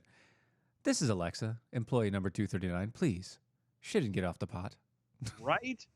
Exactly. Or excuse me, shit or get off the slanted pot. Off the slanted pod, Yeah. Apparently, there is actually a toilet seat that is a snap-on to a 5-gallon bucket. Yes, they do have those. I didn't know that. But you have to pay for them. Oh, I don't want to do that. Mm-mm. I'm talking about if you're going straight cheapo, you just get your 5-gallon bucket, you cut the hole in the top of it.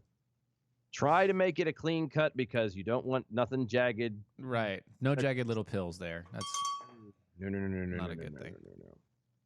But no, that's yeah.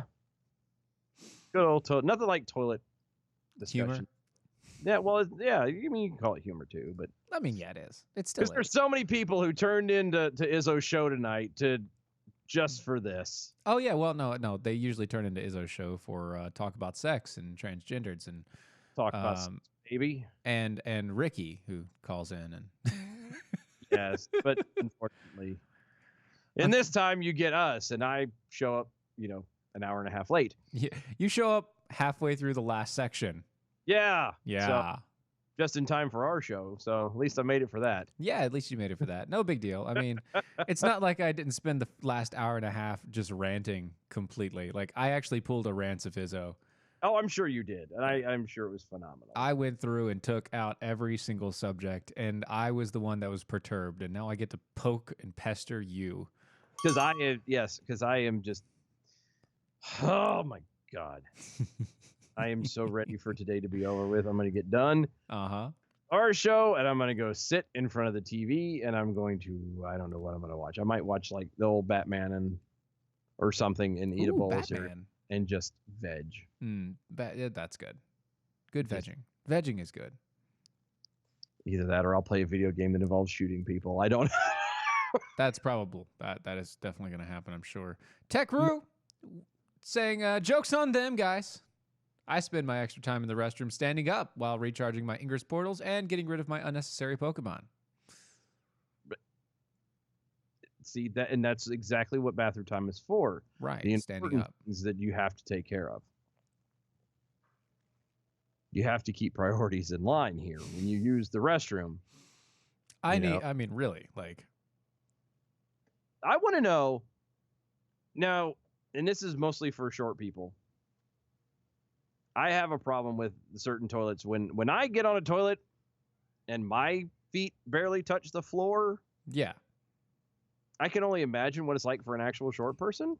Yeah, well, I'm not short, but I'm short enough to where that would affect me, yeah. Yeah. Mm-hmm. Those are the ones that get on my nerves. I mean, it's a little funny at first. And then I'm like, okay, this is not right. This is not working here. But then, you stumble into another, like a gas station bathroom or something somewhere, and you have to squat. Damn near in the floor. It's dirt. It's just nasty. You just kind of brush some stuff out of the way and poop inside of a hole, and there you go. I had to do that when I worked at at a construction site running data wires and stuff, and had Porter Johns out there. And I'm telling you, if you don't, it's one thing to be at like a sporting event and you use a Porter John once, right? Blue moon kind of thing. Blue moon. When it becomes your everyday.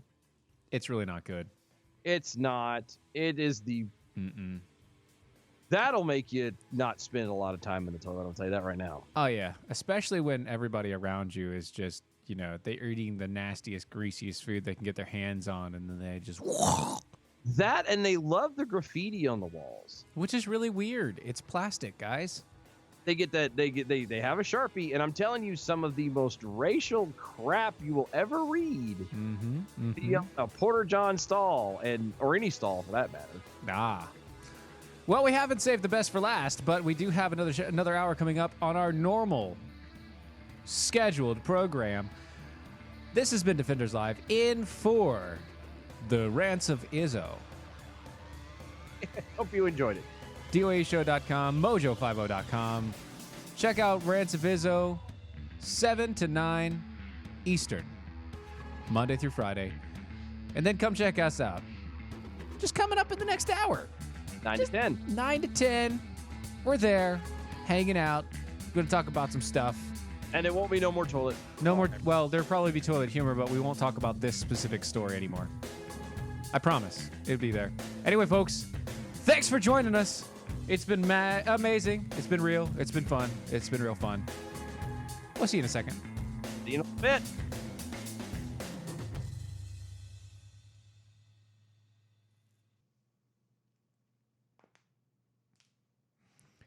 Boom. It sounded weird not hearing the. I know. Well, so I used the old one to make sure that when we actually got to our show, we could use the. It was wonderful. We could actually end it. Yeah. God Almighty. Why do handicap stalls sometimes have toilets that are so tall? Because people need to move from. They did a transition from the toilet to back to their seat, and it's harder to go from the toilet back to your seat if it's lower.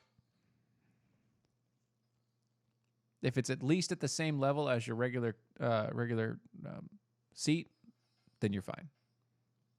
You should be all right. All right, I'm gonna top off my coffee here. Hold on. You do that. I'm not going anywhere. I'm sitting right here. Well, I mean, you can do whatever, you know. You got we got 3 3 minutes, and then we're going to actually be back on the show and all the rest. Mm-hmm.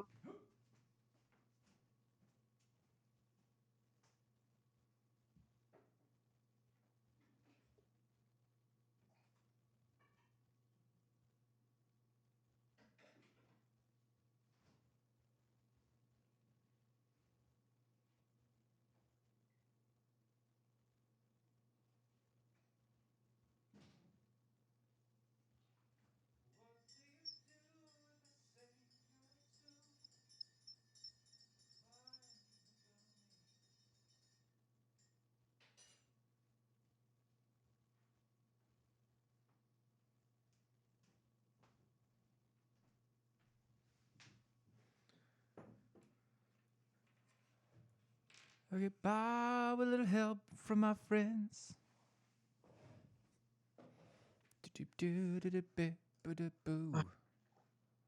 Everybody okay? Everybody good? I'm here. You're here? I'm here. I'm here. Haha, yes you are. Are you like leaning back really hard? I am. I Okay, I wanted to adjust the camera angle so that we were at least the same height. I mean, I could move back if I need no, to. you're fine. You're fine. Actually, it looks good. Good, because it's more comfortable like this. Good. Well, you be comfortable. I'm gonna sit. I just had to adjust the camera angle a little bit. Oh, well. Oh wow! Hey, look at that. I was in the 90s for the bell count, mostly solo. Sweet. Nice. And that was when I was being serious, but I just happened to have the bell with me. It's easier when you can control it. Well, it's more so. I knew where the bell line is supposed to be. Kind of know the curve. Mm-hmm. I know the curvature of that bell. The bell curve, as it were. That sounds disgusting.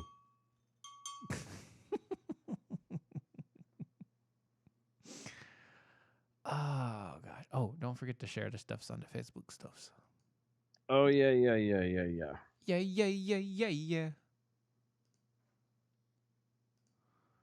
All right, we're well, what'd you call it? About a minute.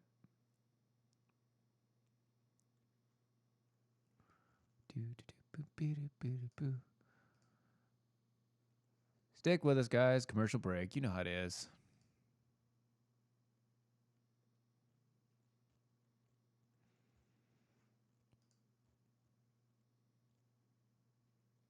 What is the towing capacity of a toilet seat anyway? Oh, that was in reference to the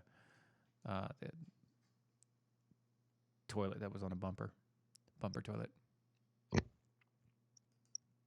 All right, here we go. Brother Maynard, bring up the holy hand grenade.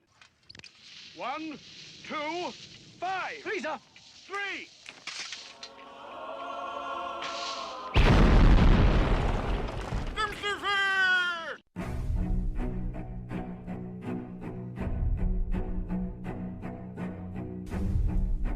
Arm yourselves, America.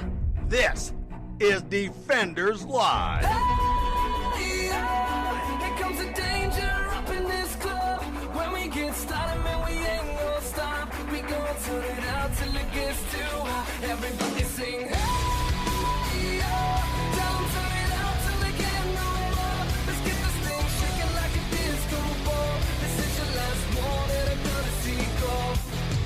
I am not afraid of the storm that comes my way. Oh my goodness, it is Wednesday, Wednesday.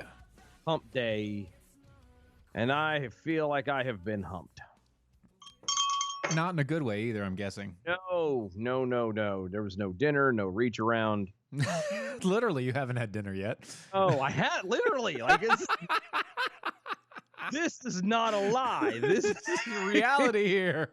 I've had dinner. I haven't been wooed. There's nothing. It's horrible. You go, Horrible day. "Ooh," you go, ah. Oh my goodness. But it is Wednesday. Defenders Live is on the radio. Mojo50.com. Go to mojo50.com. Peruse all the great things going on over there. And I need to go over there myself. It's been ages. Well, not ages. It's been a couple weeks. I need to go over and refresher myself. You know what's funny? What's funny? So Not oh. well, no. So I think it's funny that we're starting the show, and right after we started the show, normally Izzo's on from 7 to 9, right? Yeah. And so we'll get a notification for Mojo 50 saying that like your video is partially muted by Sony, and it's popped up on Izzo's show. Guess what? I saw that. We just got it. For our show. It's like, what did we do? We didn't do anything. We have the licensing to do this. They're just so used to pegging Izzo and hitting him for that they're like, oh well, there's the show on again. They don't even bother listening. They just hit the button. Yep. They don't even care. What happened. They don't even care. They're just like, it's gonna happen. 7 to 9 Eastern, we're going to make sure to hit that on Mojo 50. Come on. There's just some poor bastard just sitting there going, oh, wait, click. That one. Hit I the forgot. button. That's all he does. Oh, you jerk. Yeah, jerky jerk. Uh-huh. By the way, welcome to the show. This is Defenders Live. We are the official Mojo 50. Yes. There's a reason why we're at the end of the show, or at the end of the night. It's because we're... And so don't worry about it. It's fine. We're having fun. You're having fun sometimes, maybe. I don't know. Probably not. But at least we're having a conversation about it. Yes. I for one, am having fun. Can't you tell by the tone of my voice and the look on my face? Oh, yeah. You seem thrilled. I am just peachy king. Uh-huh. Speaking of that, Washington man was accused of killing a teen after discovering that she was transgendered. Huh. Yeah. I 17-year-old body was discovered in early December after having been missing in June. Authorities charged a Washington state man with the murder of a transgender teen. Why does it have to be a transgender teen? Why can't it just be the murder of a teen? Are they adding hate crime to this? Is that what they're doing? trying. See, now you're gonna drag me into something that I hadn't planned on doing, but I'm very vocal about.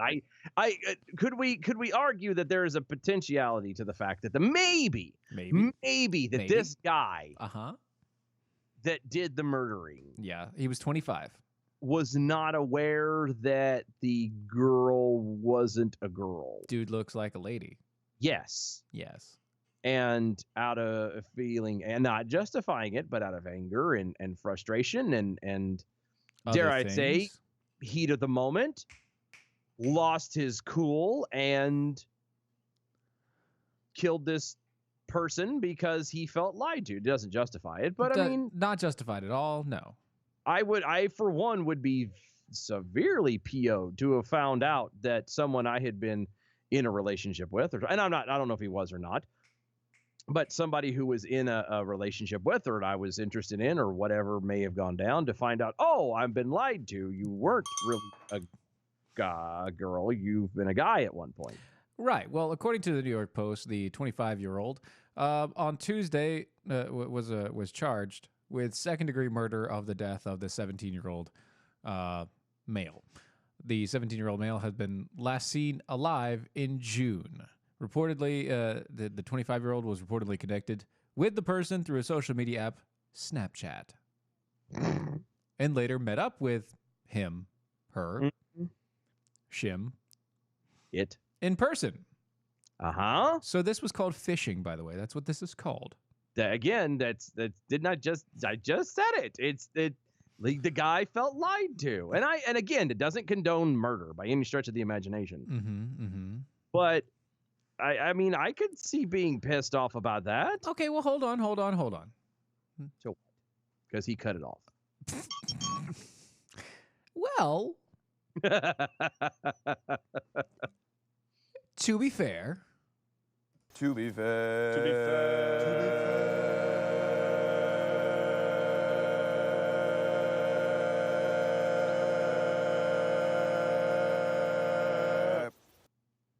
It'd been a while since we played that one. I know, right? To be fair. During their meeting, the 17-year-old, which, by the way, that's still statutory rape. Yeah, well, it's close. It's too close to for comfort. Wait a minute. What state was this in? This is in Vancouver, Washington. Too close for comfort. Yeah, I think. Well, I don't know. I think if you're not 18, too close for comfort. Yeah, it should be normally. Yes, I think the age of consent there is 16. I think. Still. I think I could be wrong, but I believe still too young. Still too. No. Herbert, no. All right.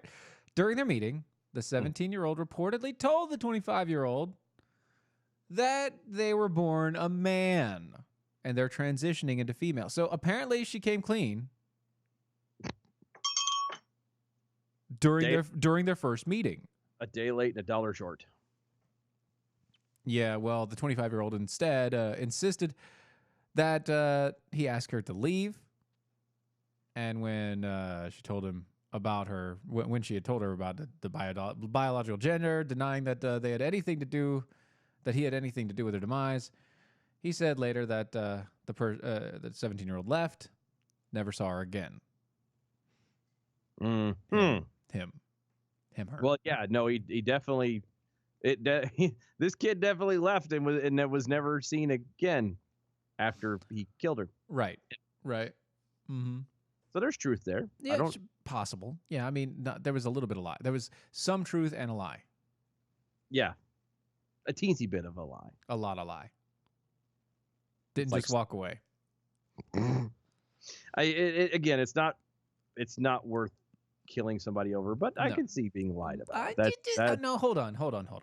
First time meeting. This person's like, look, I know. Look, here's where I'm at. I'm still doing this, and I just want you to know that if we do have a relationship, I'm still kind of yeah. Okay, but, I you know what? I give you props. At least you came out before it got closer to anything happening. Well, that's true too. But at the same time, I mean, should have come clean before the meeting. Yeah. At the same time, though, I feel like you met on Snapchat. Like that should have been. That's a warning. Well. Yeah. Kind of. Yeah. But that's kind of the place where you would, reveal that sort of information, I would think. Like that would be a place where if you happen to have a Snapchat from like the year prior, Well, Where you did, where yeah, you- that's and you weird. were posting pictures and videos of your, you know, Junk or the lack thereof. right. I that would be something I would throw out there, and I would not think of murder. I'm a very Throw naive out there. person. Yeah, I'm a rather naive person. I tend to always assume the best of people. Right. I would not think for a second that murder would be the reason for this. If I was in this guy's shoes, and I mean guy, I mean the transgender, Right. that would have been something I would have disclosed at the beginning, because if this transgendered fella actually liked the other guy, then You need to make sure that they're actually going to like the fact that you're right. not. If you have been, if you've got a fish instead of, you know, Well, I mean, yeah, you kind of want to make sure all cards are on the table, because the worst thing, there's nothing, it's bad enough to get rejected on social media, yeah, or just to get rejected, period. But to get, you build something up over social media and then turn around and go meet the person, and then it's turns out that it was completely wrong. yes, in every Yeah. way. Like that's painful and horrible in the first place. And that's just me. I would have, again, murder would not be at the thought of it. It would be you show up and meet in person, and all of a sudden you see the look cross their face, and you're like, oh my God, I did not realize that you Did that?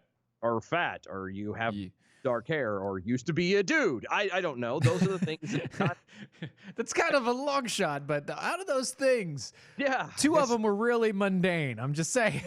I don't know. People can be petty and shallow, and Sure. but I'm just saying, though, that's just the rejection as itself is a bad thing. But to have it done face to face, no, I would have thought that would be the place that you kind of go, oh, by the way, Well, you know, I mean, I may or may not have had a bigger tool than you have. don't be such a tool. Anyway, authorities discovered the 17-year-old's body on December 7th in a remote area in Clark County in Washington State. The Post reports that say the records determined that the guy, the 25-year-old, was in the same area June 6th. The same place and the same day where, the body was originally dumped. Wow. Yeah. Authorities say that the 17-year-old was strangled. Yeah, I can see that. So sad. It's sad that but I'm with you on this. It's the transgender thing. Going back to the hate crime thing, Yeah, because it's gonna have to happen. Let's have the convo. Come on. I'm gonna beat that drum just for a little bit.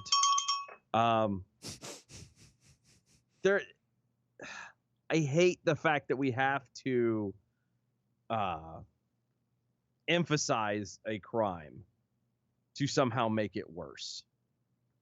You know what I mean? Like the fact that this kid was murdered, was strangled to death, that can't be bad enough. It has to be a hate crime because he was transgendered. I would hate to tell you, ding, but I hate to clue anybody in on this, but any murder is done through hate. Right? Even if it's a moment, even if it's an emotional thing that just suddenly happens, whatever, it's all still roots to hate. Yes. You care more about yourself in that moment than the other person. You have zero respect for them in their life. Right. And as a matter of hate, that's basically what it is. You have you lose all respect for them being a human being. Yes. And to turn around and imply that, oh, murder isn't bad because it wasn't a hate crime. No, it's still a murder. Life was still ended because somebody was selfish enough to take it from someone else that they have no right to do so. Yeah. That's the problem. And to go, well, yes, he died and it was murder. It was heinous. He cut him up in little pieces. But, what really sets it off is it was a white guy who did it to a whole bunch of Mexicans and a whole bunch of black people. It was so terrible. It was horrible. It must be hate. He hates the other color. No, he just hates.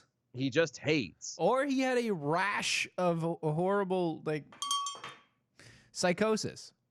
I got a rash, but Of not of psychosis. no, doctor says it'll be fine. Oh, okay. Bit of cream. I was sitting on a 5-gallon bucket from Home Depot. It was in the garage, and I didn't. You just had to. You just Well, really I did- dusted off the top, but I didn't clean it out. And Oh, and so a little bit more. Yeah. So speaking of that, by the way, Big Pharma Steve, continuation from the last show. I have purposely taken longer to poop when I need some time away from work. Tonight is probably going to be one of those nights. I've Yes. also fallen asleep and taken a nap on the pot. I've done that. When I was in the Navy, I used to do that. I used to go to the bathroom Uh-huh. and just kind of lean up against the stall for about 5 or 10 minutes, Mm-hmm. and I just sit down and act like I'm pooping and just lean over. And So are you saying you stalled out as a seaman? I did. I did. And I was never a seaman. So we're clear. I was an airman. Right. I was. Were you in the Navy? I was. There are 4 categories for the Navy. Just so we can be clear. There's a fire, No. I'm sorry. there's firemen, there's airmen. I There's, don't care. No. Were you on a boat? only because the air squadron I was attached to would go on deployment. Were you on a boat? We had to go somewhere. Were you in the Navy? Yeah, shut Were- up. I never was, even in basic, I was never a seaman. I always had a rate. Did I ever tell you? You want to talk about this? You want to laugh about that? Did I ever tell you about? Did I ever tell you about the girl that got kicked out? Or she didn't get kicked out. She was asked politely to leave the command because of her name. What was her name? So Now I've got to know. we're underway. We're out in the Korean Ocean. We were doing maneuvers and stuff with the Koreans and stuff, and it was a grand old time. And there was this new girl who had been shipped in. It was her first cruise and blah blah blah. New girl shipped Yep. in. And across the comm, the little guy come on there and he's like, well, okay. Her last name was Tester.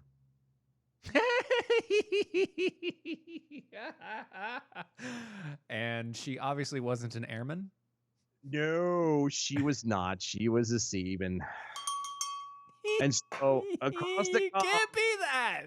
You Oh. can't be that. it gets better. It gets better. So across the intercom came out of the thing, and it was the Seaman Tester, please report to the CO's office. And the guy that was doing the call, the announcement, Couldn't or hold the himself. page, I guess it's called. You could hear him. He was trying so hard, and he did fairly well, Uh-huh. but he cracked at the end, and it was so. Are you saying he so cracked under hard. pressure? Yes, he did. The poor girl had to leave the boat. You so- can't be. I'm sorry. She was so embarrassed. And I'm like, how did you not know this was going to happen? Could you at least use a different last name? Well, or, so, okay. Use your middle name or something. So the way it worked is you either are strictly, depending on your job, you're attached to a boat, and you're a seaman, or if you're not rated, which means you go in the military and you don't have a designated job, Right. you're considered seaman until you pick a job. And if it still stays with the boat, then you stay that way. And if not, you go to airman or whatever. And she was not rated. I'm like, you should have known this. Yeah, you could have picked a job there, darling. You could have done something to make that go away. Look. But no, you walked in here thinking that a bunch of guys, college guys, age guys, high school age guys, are not going to laugh at the fact that your name is officially Seaman Tester. They're all gonna laugh at you. And we did. Profusely. The poor girl. In fact, she left the boat. She left that command, and she went to go. I think the last I heard, and this was years ago. This is almost 20 years ago. I think she got desk job from then on until Oh my gosh. made rate somewhere. And but like, how did you not see that coming? I don't know. But apparently, over on the MeWe's, Mm-hmm. Backyard Cows and Kevin Hutchinson really got your number, buddy. Oh, they do. Oh yeah. So when they call Seaman Tester, did you go running, Dylan? No. jerk. Kevin Hutchison. When Dylan heard semen tester, he thought he had been caught.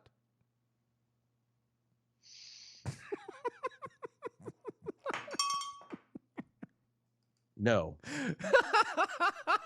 No. I did. When I went in though, the night before I was sent out, I left the house to go to MEPS and everything else to get shipped out. My mom decided that it was funny. Yeah. To make me watch every naval movie she could think of. Everything from Top Gun to McHale's Navy to Down Periscope. Down Hunt for Red Periscope is October. amazing. And I'm like, okay. And then on the drive to the hotel, staying the night, she made me listen to the Village People. In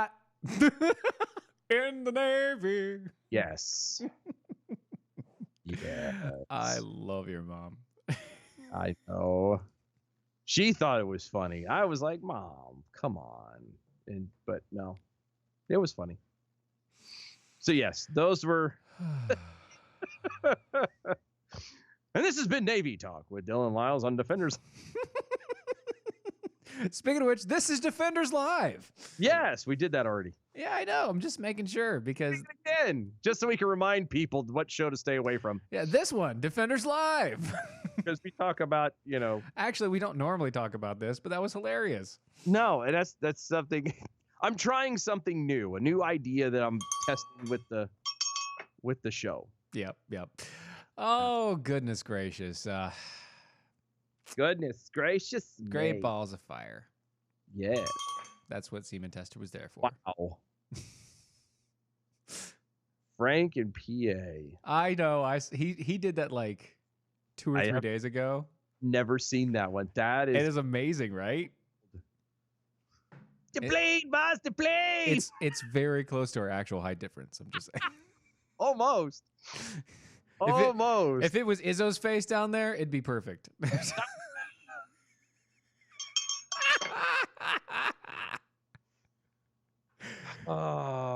Izzo's face down there. Welcome to Fantasy Island. Oh goodness, that is terrible. Yes. And hilarious at the same time. Good times, great oldies. So now the show is completely off its hinges, and sure. I mean, that is what we do. So that's what we do. So, and there's not much time left to do another story. So yeah. So unlike you, I mean, I've been doing this for 2.5 hours now. I know, and I come in and just ruin everything. Coming like a wrecking ball. No, dear God, no. Yeah. Every time, just that line, and all you see is like my mental brain goes I'm sorry. Her swinging really. back and forth naked, trying to lick a sledgehammer, and I'm like, why? Sorry. Do you know where that sledgehammer's been? Yes, and she liked it. Well, the thing is I promise you, it's probably cleaner than she's ever been. That's true. I would, yeah, I know that for almost a fact. After the age of 12. There's dog poo, and look, there's dog poo in my yard that's cleaner than she is. No, really? Really? So if I presented you a dog turd in one hand and her in the other, which would you take? I would wonder why you had her in your hand. Oh, well, I didn't say it was ungloved. It would be, just one. I would be wearing the proper PPE. I'm just saying. She can fit in your hand. Ew. That's just gross. I can fit you on one hand.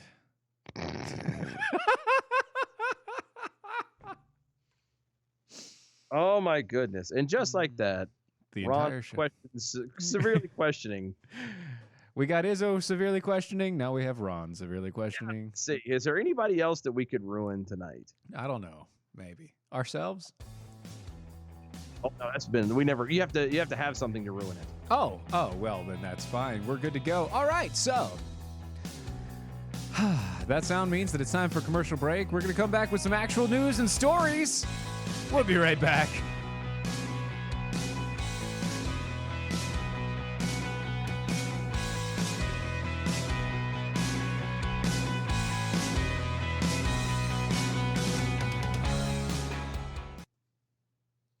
So we have 3 stories left to do.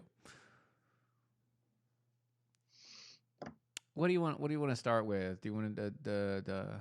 I got 4. You got 4. Did I? You said you did the top 5, and that was in the top 5. Oh yeah. We do have 4. We do have 4. You're right. There's the Bronx. There's Dub. Yep. There's the Dims, and then what do you want to start? Yeah, I was half glancing at the feminist one. It's good. Oh my god. It is so good. Do you want to do that? Yeah, let's do that. All right, let's do that. And then we can actually use that to make jokes about everything else. Right? I keep getting notifications. Apparently, they've officially decided they will impeach him. Yeah, they're gonna do the impeachment, and then nothing's gonna happen. So stupid. Why? Invader Zig, you're amazing. Did you look at the MeWe's, Dylan?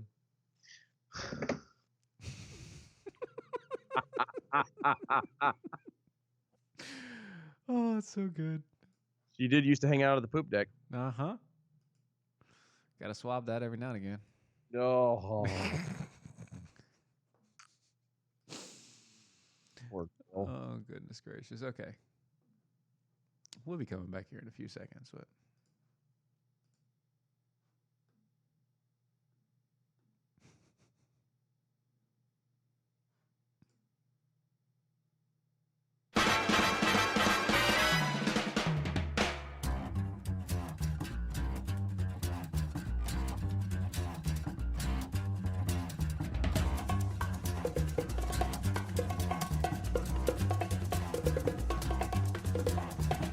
I think it's time to blow this scene. Get everybody in the stuff together. Okay, 3, 2, 1, let's jam. Buddy. Defenders Live, mojo50.com. Go to doaeshow.com. That's our website. Check out everything going on over there. Awesome stuff is over there. The archives going way back to the beginning. Well, we're close to the beginning. close enough, right? Close enough.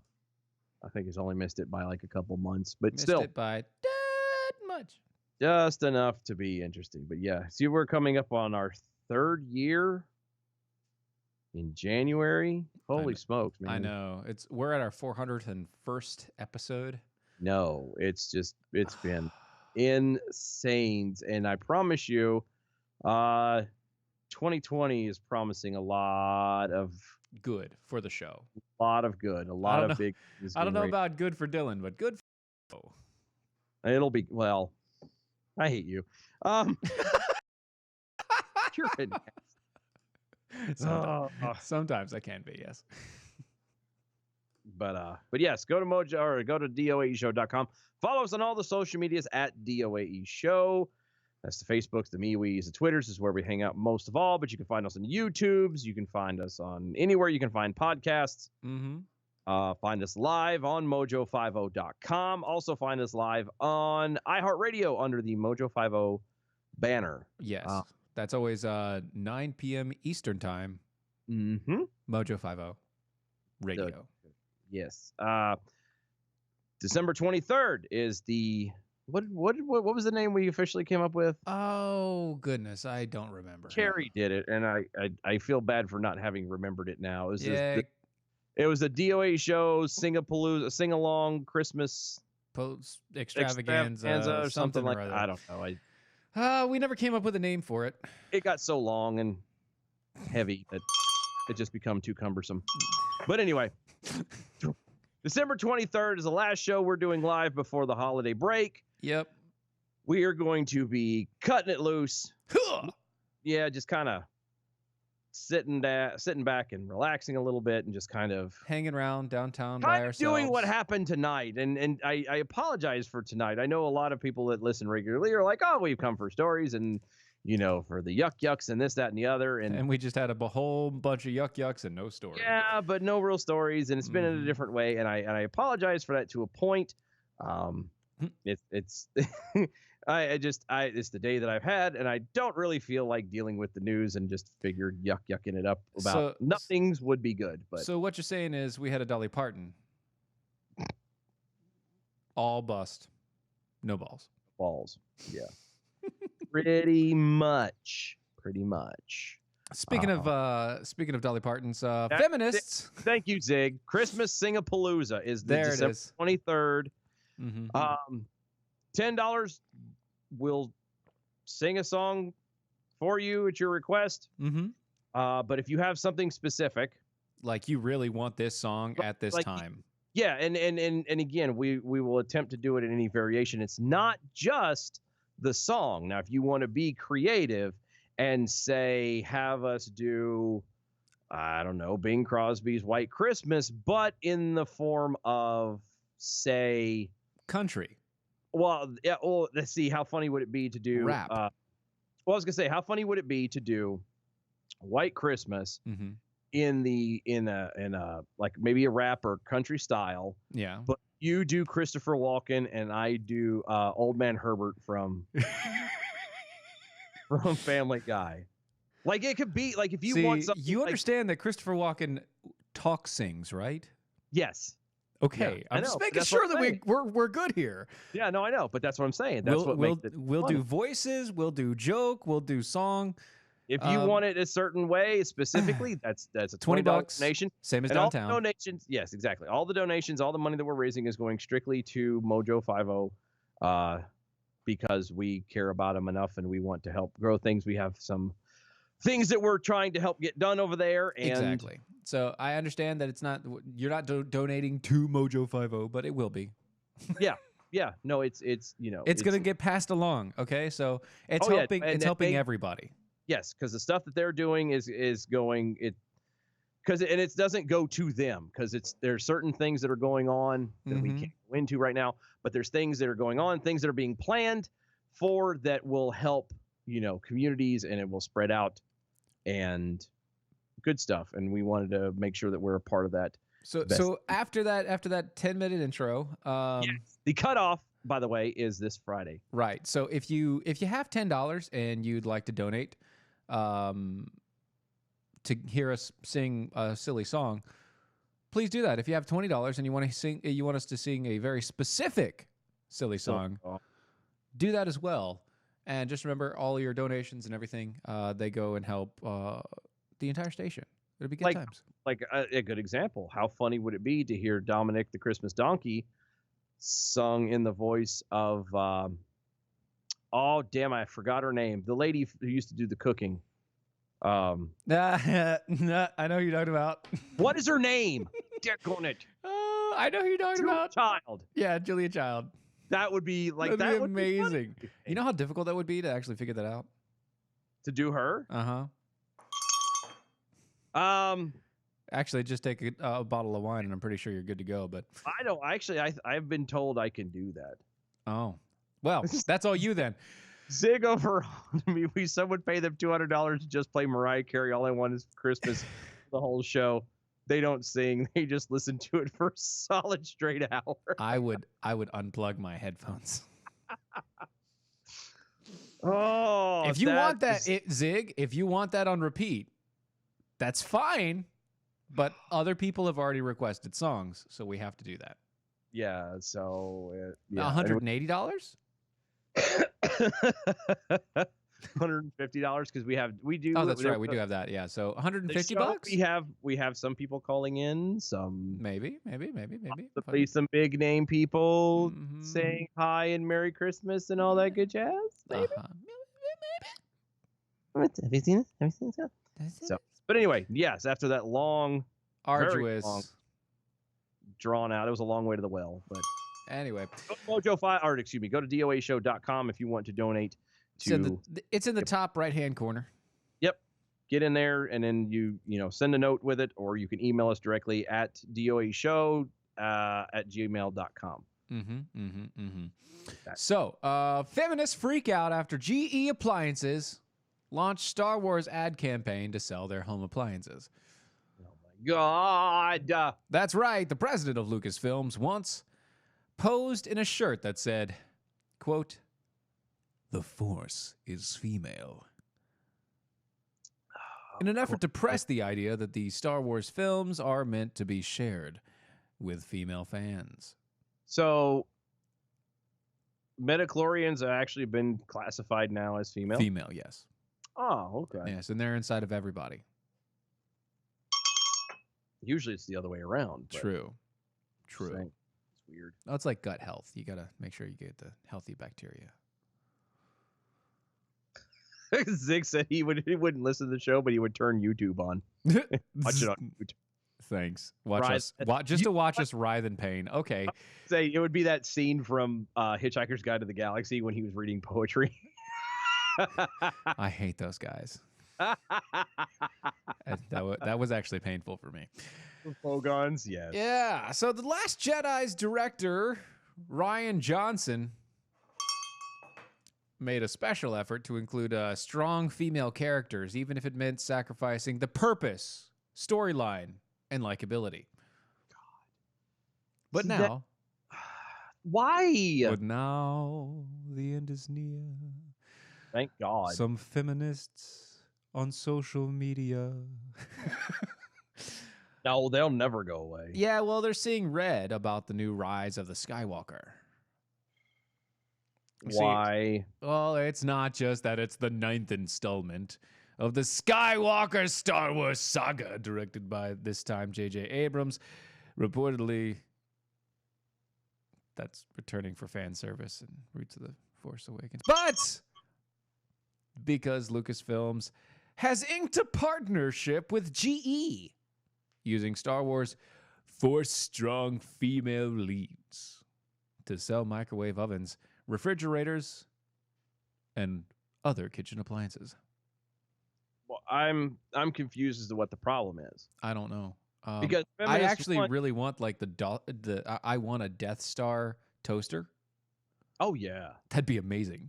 that'd be awesome. That'd be really cool. Or the Darth Vader head toaster. That's pretty cool. That would actually be pretty cool. Uh-huh. No, I don't understand. Is it? I know. I got a feeling I know where they're going with this. You got a but- feeling? I am hooked on a feeling. Ah. I'm high on believing that someone somewhere is in love with me. Maybe. Well, see, Um. there's some ovens, Uh-huh. and it says 3 ways to fulfill your destiny. Okay. And it has Rise of Skywalker, Star Wars, only in theaters above it, and it's a poster, and it's got a bunch of GE ovens Okay. under the banner of 3 ways to fulfill your destiny. Okay.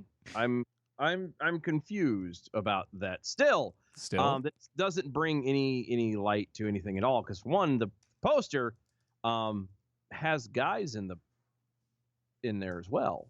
True. There are 2 gentlemen, or at least of the gentleman persuasion, Yes, currently. along with the 3 females. Mm-hmm. And there's 3 stoves underneath it, 3 ranges, Mm-hmm. and What's your range?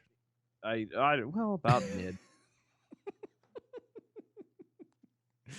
I've been told I can do baritone very well. Ah, yes. I've been told. I don't know for You don't sure. know. I am not that musically trained to be able to point out, the different ones. But I've been told I can hit a pretty good baritone. But anyway, I for one, with technology the way it is nowadays, Yeah. I really don't see the problem with this, because I know they're trying to point at it as, well, it's women who's selling, stoves and stuff and appliances because that's a woman's job. And no, Not really. I don't know. Have you anybody gone to a Best Buy lately Mm-hmm. and walked through the appliance section? Yeah, it's all like ovens and refrigerators and. Yes, some of the stuff in there is amazing. Yeah. Like, I wanted it. There's refrigerators that can talk with your phone. They have like a video camera that displays it on a screen in front of you on the outside of the door, so you can actually see in the fridge without opening the fridge. There's a lot of, hands-free stuff. There's a lot of hand sensors. You just touch or wave or blah blah blah. It's really cool stuff. I don't mind having it, and I don't want it just because, well, I want my lady to be happy in the kitchen. No. This is for me. Like, this is stuff I want to make me happy. Yeah, right. And I at least identify as a male. Yes, you do. Although you do have a lot of feelings. Yeah, I am, again, hooked on a feeling that someone is in love with me. That's Virginia Jackal, by the way. Oh, is it? Oh, well, she's in love with you. I know. She loves me. I love her too. But this is just, they want something to bitch about. They're trying to find something that they can, that's tangible that they can bitch about. Because correct me if I'm wrong, because we did this story and I'm just trying to remember the details of it. But didn't they just try bitching about Mandalorian? Yes. And this, there's no female leads and blah blah blah blah. This is them trying to resurface again. Oh no, look, we found it. It's yeah, it's the same thing. Yeah, sell women household appliances because the woman is supposed to be at home. There's no female leaders in the first 3 episodes of The Mandalorian. Yes, there is. She's actually the leader of the Mandalorians and the blacksmith. I still haven't watched that yet. It's so good. I know it is. I haven't watched it. I need to. It is so friggin' good. I just haven't had the time to sit down and watch anything. Like, if I get to watch, like, it's what, 45 minutes each? Something like that. Something like that. I haven't had the time. Like, I have time to sit and watch a cheapy 20-minute, deal. Yeah. So yeah, just breeze through like a quick episode of like Friends or something stupid like that. Right. And that's it. But anyway, Donna Ivy over on the Facebook says, wait. Word. You're selling a kitchen product to sandwich makers? Hell yeah, sign me up. I love making sandwiches, and my men love my sandwiches. There you go. Darn right. There you go. Thank you, Don. Thank you, Donna. Oh, see, the decision to jettison Star Wars themed feminism may have been more financial than anything. See, The Last Jedi did well in theaters, but fans, they punished Disney for less than stellar outing, refusing to see Solo, a Star Wars story, which debuted just a year later, and failing to snap up the tickets for Rise of the Skywalker, due out on Friday. Only the Disney Plus television series The Mandalorian has managed to capture fans' imaginations, and perhaps because the story focuses less directly on Skywalker and more on the rich pantheon of characters available in the Star Wars universe. Maybe it's just the fact that people are tired of the same story. I mean, it could be that too, but I mean, not for nothing. When people watch something that has a legacy like Star Wars or Star Trek or, right. Lord of the Rings or insert any of those things, what would be a huge hit, anything in the MCU. When you start deviating from, what the original storylines were, or when you start harping on it from a social standpoint just to kind of fit it, like they did with in Star Trek. Right. When they did the whale thing. No. When they did when they insisted that Sulu's character is in the movie is gay. And they had the whole he's walking with his husband or boyfriend or whatever that was, and they had a kid and all that. You don't remember the whole global warming one and the saving the whales thing? I didn't see that one. Oh, is that so the one bad. with Cumberbatch? No, this was like old school. Oh, the old school one? No, I didn't see that one. Oh, it was so bad. I hadn't got that far yet.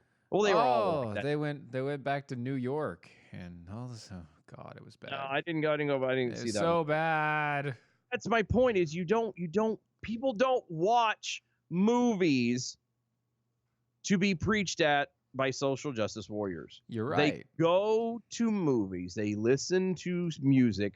They go to concerts. They watch ball games to escape from the crap that is going on. And when you start infiltrating that kind of stuff, people tend to start walking away. Yeah, or running. Actually, it's more running. Yes, I've been afraid to watch a lot of the Star Wars stuff lately because of what I know people are trying to get them to do. Yeah, and I'm really happy and thankful that things like The Mandalorian don't do that. Yeah, so far. Oh. The Ronda Rousey was in the latest episode. Oh, really? Yeah, she was one of the characters. Oh, yeah, and she did well. She has a. I mean, she could act pretty well. She acts well enough to pass as a butch, possible lesbian, but maybe she's flirting with a guy also gonna kill you sort of person. Oh yeah, no, she could break you in half and not think twice about it. Yeah, she's passable that way. Yeah, but no, when you start like what they did with Ghostbusters.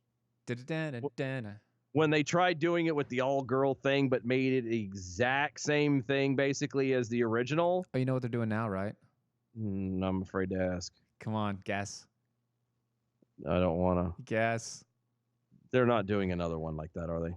Guess what they're doing? What are they doing? They're doing a Stranger Things version sort of thing. Wait a minute. Hold on. A Stranger Things what? Of Ghostbusters or so girl cast that they literally cast one of the characters from Stranger Things, the dweeby teenage boy. The one with the teeth? No, not that one. The skinny one. Oh, okay. Got it. Okay. Who goes out with 11. They cast him as the main character. And it's literally a Ghostbusters / Stranger Things sort of deal. Oh.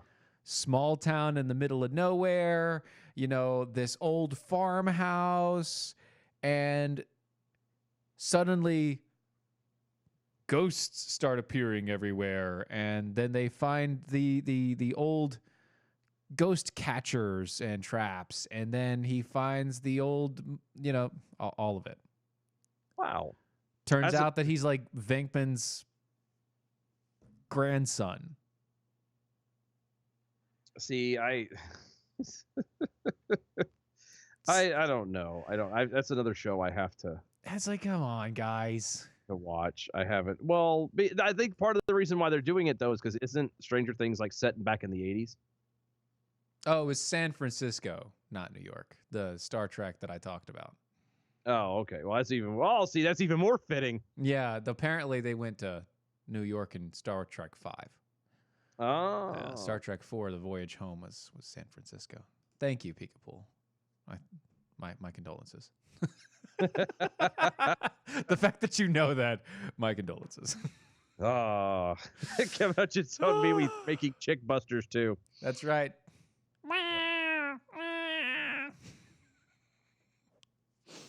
I've never had the problem if they were going to make it an all-girl cast but do a completely different story. Speaking of crying shames, the top house Democrats have compared impeachment to the fight against slavery and Jim Crow.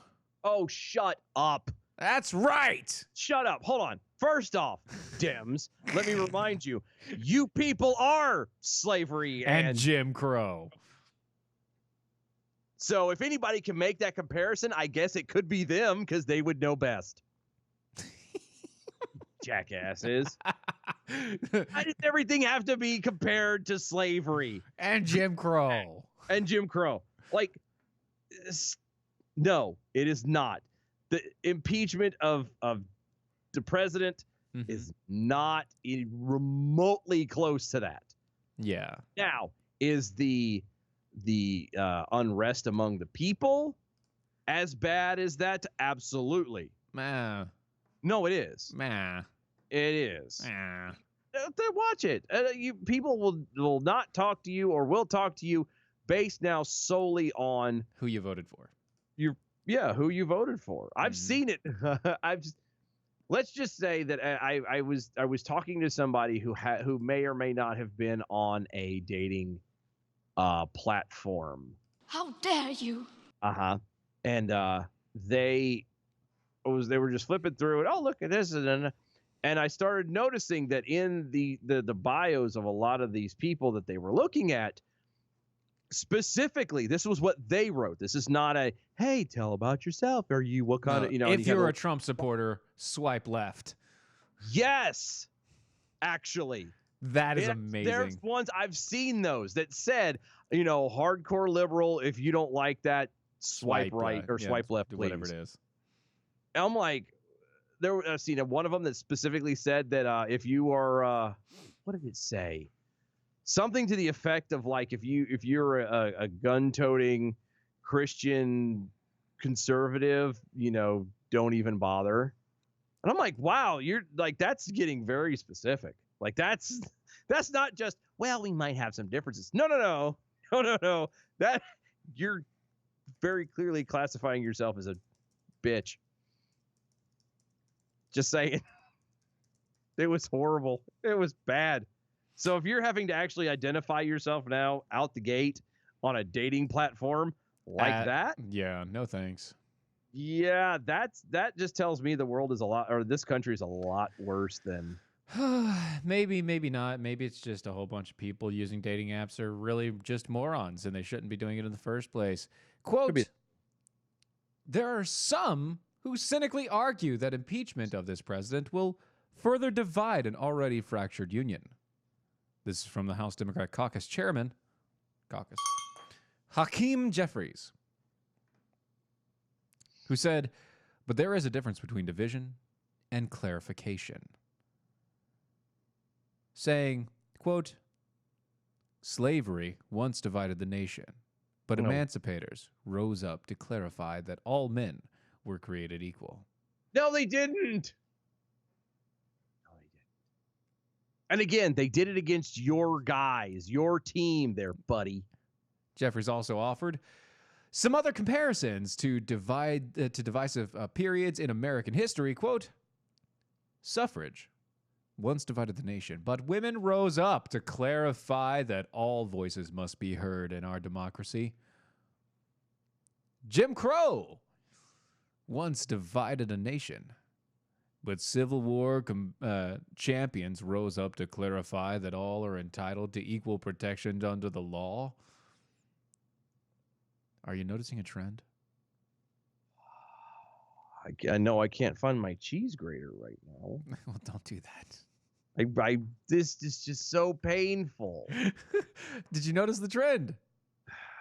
The same phrasing the entire time. Yeah, because if you say something long enough and loud enough, eventually it becomes true. Right. Basically, he's trying to convince you just by repeating the phrase that he's clarifying. It's clarification. Impeachment is now clarification. It's not an indictment. It's clarification.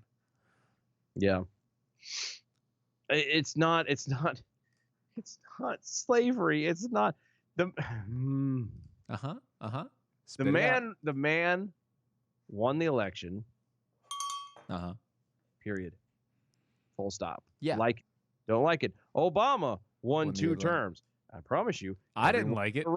I didn't like it at all. I was terrified actually when he won in the second time. I actually was, for a moment I was actually very upset. You were scared.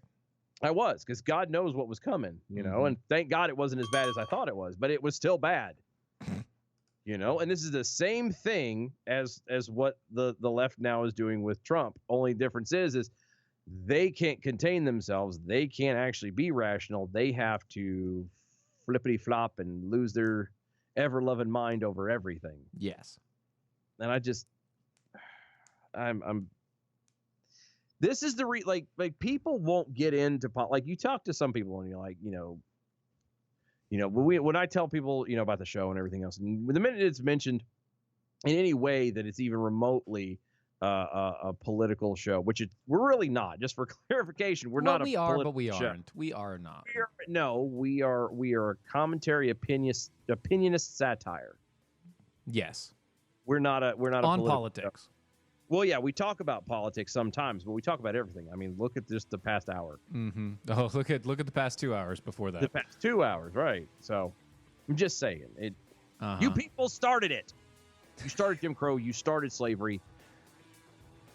You can't. You should have ended it first. You should have, and you didn't. So, right. Instead, we had to, and now we have to do some bell counts. Yay! Good evening, Mojo 50. I'm Leprechaun, and here with your bell count grade for the day. Wednesday, December 18th.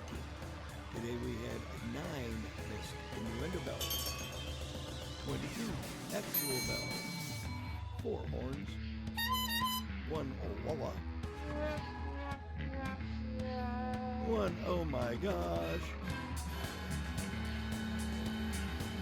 Give us a C for the day. Peace out and good night, y'all.